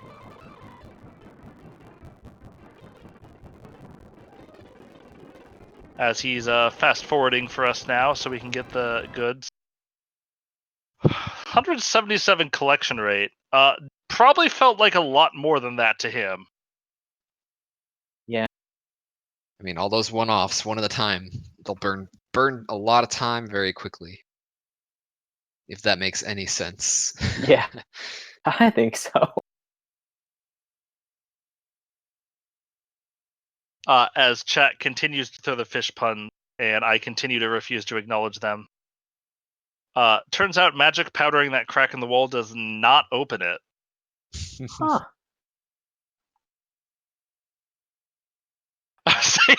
As Shareen finds an incredibly rude flute. Alright, we have Frostbite in the waiting room, so I assume, and he's now joining us. Hey, Frostbite, fun seed, huh? GG's, Frostbite. Easy. Yeah, thanks, dudes. That was I mean, I always have fun playing this game, so let's get that out of the way. So yes, it was a fun seed, but it was horrible. Like, I mean, first of all, I regret not kern jumping a lot earlier. Obviously, that would have made a huge difference, but it never really felt like something I wanted to do. And when I finally got to the point where I was going to do it, I'm thinking, there's 5 chests behind Agate Tower. What are the chances I'm not going to clear this anyways? Let's just go do it. So I also regret not going to Agate the second I had that available to me. But like, just the fact that I never found the flute and the connectors were so horrible. Oh, would you like to know where the flute was? I don't even want to know. Was it in Tower Room? It was in the pre-Moldorm chest. Oh, God. Shireen just picked it up about 30 seconds ago. Oh, man. Yeah, I was... his validation butter sword. Oh my god. I'm not surprised by that. I was only the flippers from Go Mode after I did the basement of Ganon's Tower, so I decided I'm gonna gamble. I didn't even pick up the key, so even if I wanted to go anywhere else in Ganon's Tower, I couldn't. I could have checked Tower Room, but I couldn't have gone upstairs without going back into the right side. But I decided I got, like, you know, first of all, let's just give a shout out to the Ice Armos with the boots and the bow. That is got to be a new one. I've gotten the bow there, I've gotten the boots there. Never gotten both of them there. Yeah, I don't know. This seed broke my brain for a bit in the middle. I was looking at my map, And at one point, I couldn't figure out how to get to Death Mountain or how to get to the Village of Outcasts. And then I finally remembered that the Village of Outcasts was through the stupid sanctuary, or sorry, through the mountain save quit. But yeah, I mean, where that first glove was, and then where that hammer was, like I didn't last locate the glove. I believe I had the big chest in Desert Palace as my only spot before the pyramid and the pod side. I mean, I guess I didn't last locate it because I had all those pod entrances, but still. And then I think I absolutely last located the hammer in that stupid, glove rock right behind thing. Everything about this was horrible. You take the front of Tiara, you get spit out at Bumper Ledge. Like, that's horrible in and of itself. Like, this just, like, all about it. And then we had the meme sprite, so I lost probably, like, 4 minutes just bumping into doors trying to go through them and stuff like that, because the thing is only about, an eighth as tall as a normal sprite is, so you're constantly, like, guessing where the top of your sprite is. But no, it was a mess. I don't even know what, like, I'd like to know what the best time on this would have been in like a 20-person race. Like, would someone have gotten a 2:15 in this seed? I suspect they would have, but I would have loved to see it, because I went through Spiral Cave, or not Spiral Cave. I went through Spectacle Rock Cave 4 different times. I went through Bumper Cave 4 different times. I went through that loop through the top of the castle to get to the mountain, I think 4 different times. Like, I mean, this is so ridiculous. And then I had that stupid hammer sitting there on Mimic Cave. It's kind of glaring at me the whole time, and I'm thinking, there's just nothing else up there. And finally, that nothing else up there being the Bombos or the Ether Tablet was enough to get me up there. But no, like, I knew it couldn't be in pod, because I knew once I found out that, of course, I love dying fake flippering too. That was also because apparently swimming with this sprite is impossible. It just jumps all over the place. I guess that has to do with its height as well. But once I found out the hospital was there, I wanted to go there to get the green pendant information. And by finding a pod key there, I knew that at least the flippers couldn't be in pod. And I knew they couldn't be in any of the flipper spots, and I'm glad I didn't check any of them. That meant I knew that big key couldn't be anything. But yeah, it was just a real mess of a seed, and really sort of complicated route remembrance that is not my strong suit, to say the least, with all these weird connectors. But the other thing is knowing where GT is so early, and it's in such a horrible spot, and then, like, I just couldn't get up there. Even after I found the myths, I'm thinking, I still can't effing get up there to go into GT yet. And then I finally found the mirror in Mire, which, come on, another just terrible thing. Oh, here's Mire, by the way, but you won't be able to go into it for 2.5 hours until you find the hook shot. But no, this seed sucked, man. Like, no combat weapons. I think I got that first sword about 35 minutes in. And then I'm not even sure the the fire rod in Ice Palace even opened anything before I went back into Ice Palace the second time. So, like, it was just a mess. Honestly, glad I was facing Shareen Kappa and not someone who's good at entrance. Ooh, shots fired. No, it's serious though. Like, not that Shareen will kick my butt all the time at regular modes. He's got much better execution than me, and we're good friends, so I don't feel bad making fun of him a little bit. But an entrance, he's definitely like a newer entrance runner, and this seed was mean. It was very, very easy to get lost. So this scene was very baity, very mean. Like, because I agree with you. Like, if you're playing optimally in the seed, the current jump is 100% the way to go. Yeah. But that's knowing everything that's in the seed. Well, and not only that, like, because I got that early, the Spec Rock reverse bomb jump eliminated the shopping mall for me. Like, that's another thing that, like, adds to the value of the current jump, if you know what I mean, because then you can fake flipper and get those ones as well. But and you know what? I'm a big fan of the current jump and entrance, but I guess by the time I got to that area, it's like all I had left was pod, and I just decided I'd do agate because I hadn't got the 2 chests in it. I knew I had the dark chest in Hyrule Castle there still too. So I strongly agreed with your decision to not current jump actually in your position.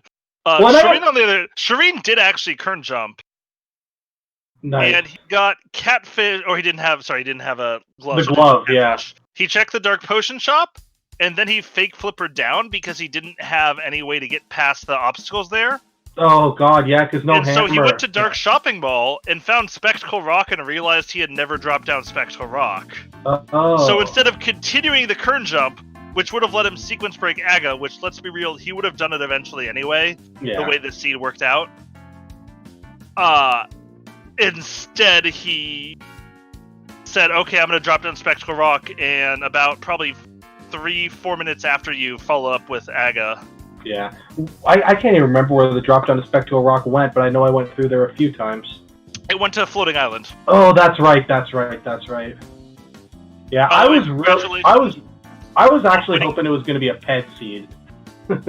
Yeah, so you didn't check it. Shireen did check it, Yeah. and he also found the back of Desert, which Where you did not. Where was that? Was that like I got a couple places it could have been Tower of Hera, Graveyard Ledge, any of the boot spots I didn't. It was check. the Bomb Shop Bonk Rocks. Okay, yeah. I didn't check either of those. But yeah, but by the end of it, so Shireen didn't have his Thieves Town Big Key for a long time.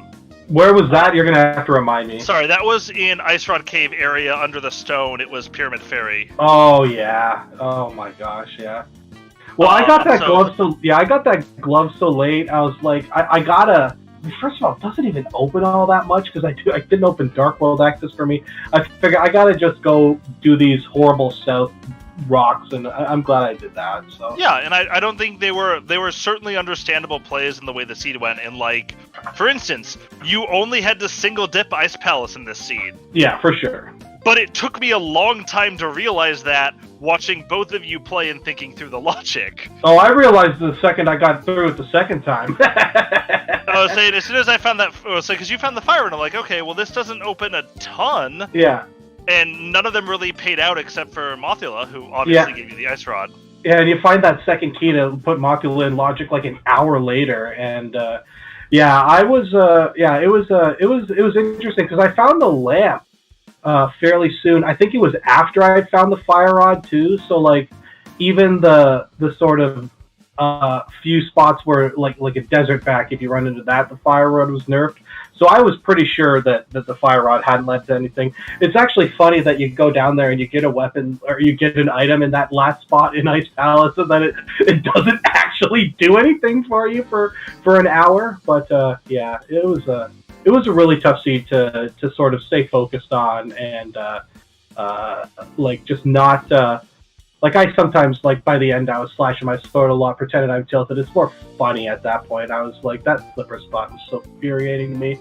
Like, all the little derps that irritate me, I did, trying to go to the back of Skull Woods without the key, even though, like, literally 5 seconds before I tried to go back there, I was thinking about the fact that I didn't have a key and I couldn't do it. Like, I don't know. It was just a tolling seed. And I'll say it was definitely a seed designed to test your mental endurance, because there were a lot of really awful plays that you didn't necessarily have to do, but the seed sure made it seem like you had to do them. Yeah, exactly. Like, and I don't even, like, obviously you do through any of these big seeds, and I kind of regret doing Eastern Palace at the end there, but I was right there, and I figured if it's here, I mean, we all know how OP Eastern is in entrance, and I didn't get anything out of there the first time round, but no, this was a really just trying to stay focused, trying to, plan ahead as much as I can while I'm doing what I'm doing. And I'm sure it's obvious when I'm just walking into the wall next to a staircase. Perhaps I'm not looking at my screen at the moment. I'm trying to figure out, okay, I know what I'm going to find isn't going to be here because I ain't that lucky. So where am I going next, right? And that's sort of the game plan. And when you get down to these awful spots, it's like, okay, so I got to save quit, and then I got to go to that 2 spot, which is the Light World Potion Shop, and then I got to run across the top of Hyrule Castle, go on the left side of Desert, come out the front of Desert, and then I can go get the thing, or I can go through the back of the Old Man Cave and mirror at the thing to go in and get the Ganon Tower. Like, it was just a really, really unfriendly seed. All of the things you want to find. Glove, hammer, boots, flippers, flute, hook shot. They're all buried super deep, and it sucked. Yeah, that was definitely a rough seed. It would be, you know what this would be an interesting seed though, would be like if someone were to run like an optimum route through it, because like a lot of the stuff I'm getting, I'm thinking, okay, I could have got this a long time ago if I'd known it was there and I was going to beeline to it. But like, I'm not sure how like deep the logic actually was.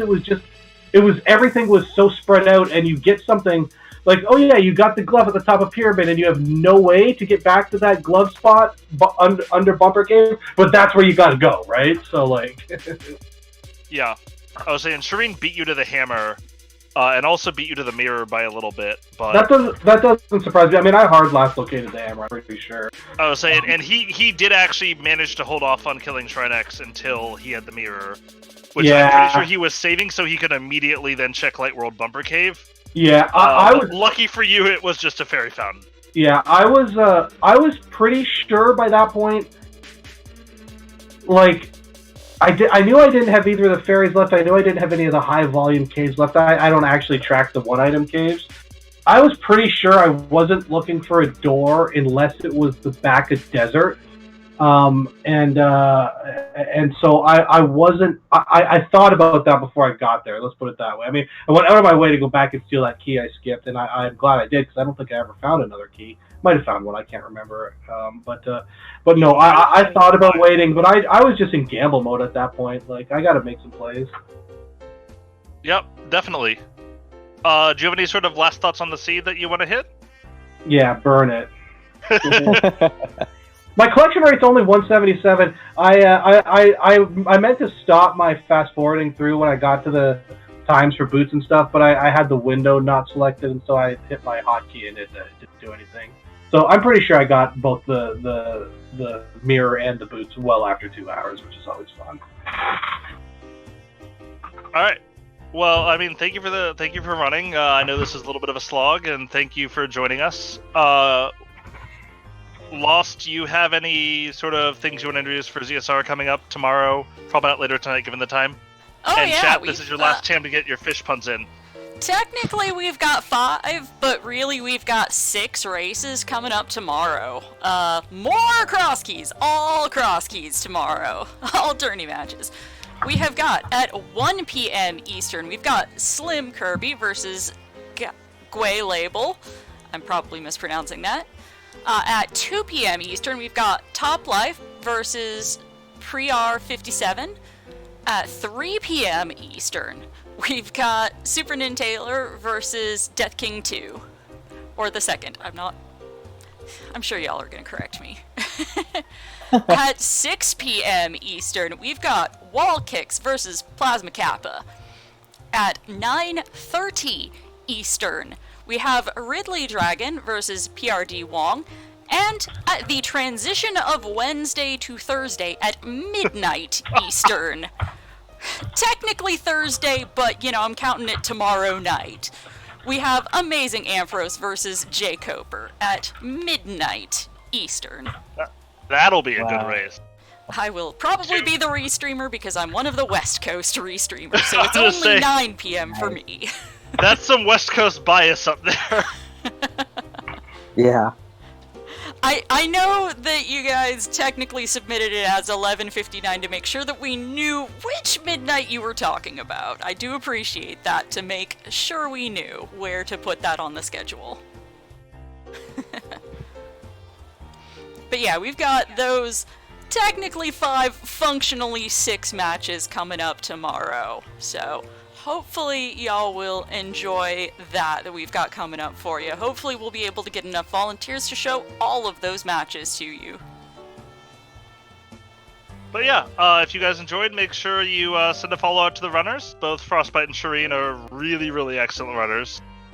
Shareen's probably not super well known, but he runs a lot of smaller races and is great. I'm sorry if you listen to our commentary. And of course, super shout out to the trackers. Thank you for Breeze Ninja. Thank you, Lost. This would be a wild mess without somebody keeping track of all the items that people have found. So I know I really appreciate it. We do our best, and yes, thank you for Breeze Ninja for tracking Frostbite with me tonight. I just wanted to thank my co-coms, Alison and Megawatt. It was really awesome being in the booth here with you guys. Had a blast. And let me pour one out for Shareen. I feel bad that he's not here with us in the post race, but I understand. So GG's to Shareen as well, man. Yeah, GG to our good friend Carl, Shareen, and yeah, it was a horrible seed, man. And I don't normally have IRC up, but I don't know. The Crimbot was going crazy in the IRC, so I did minimize it after a while. But I did see he was pleading for me to finish when Yeah, like literally as you got your 7th crystal, he puts in chat, please finish. And I know that feeling because I remember a race in the Challenge Cup last fall or whenever where I was pleading for Chizame to finish after I died twice at the top of Ganon's Tower and I didn't want to go on anymore. So I get the feeling. And hey, what can I say? Two Shireen farms in 2 days. Frostbite's on the way up. Yep. All right, awesome. Ala, Megawatt, Sabo, you guys are great. Thanks for calling the race. Thanks for having us on the restream. And Lost and Fabrice, thanks for the tracking. And yeah, I'm going to go get farmed by Sonic Cam by 25 minutes in the next round. Nice. Alrighty, so I guess that's going to do it for us tonight. So thanks for tuning in, chat. And until tomorrow, we got a jam-packed day. So we'll see you back here tomorrow. Yep, see y'all back here at 1 p.m. Eastern. We will see you tomorrow. Have a lovely night, or if you're over in Europe, have a lovely morning, because it's that far along in the day now.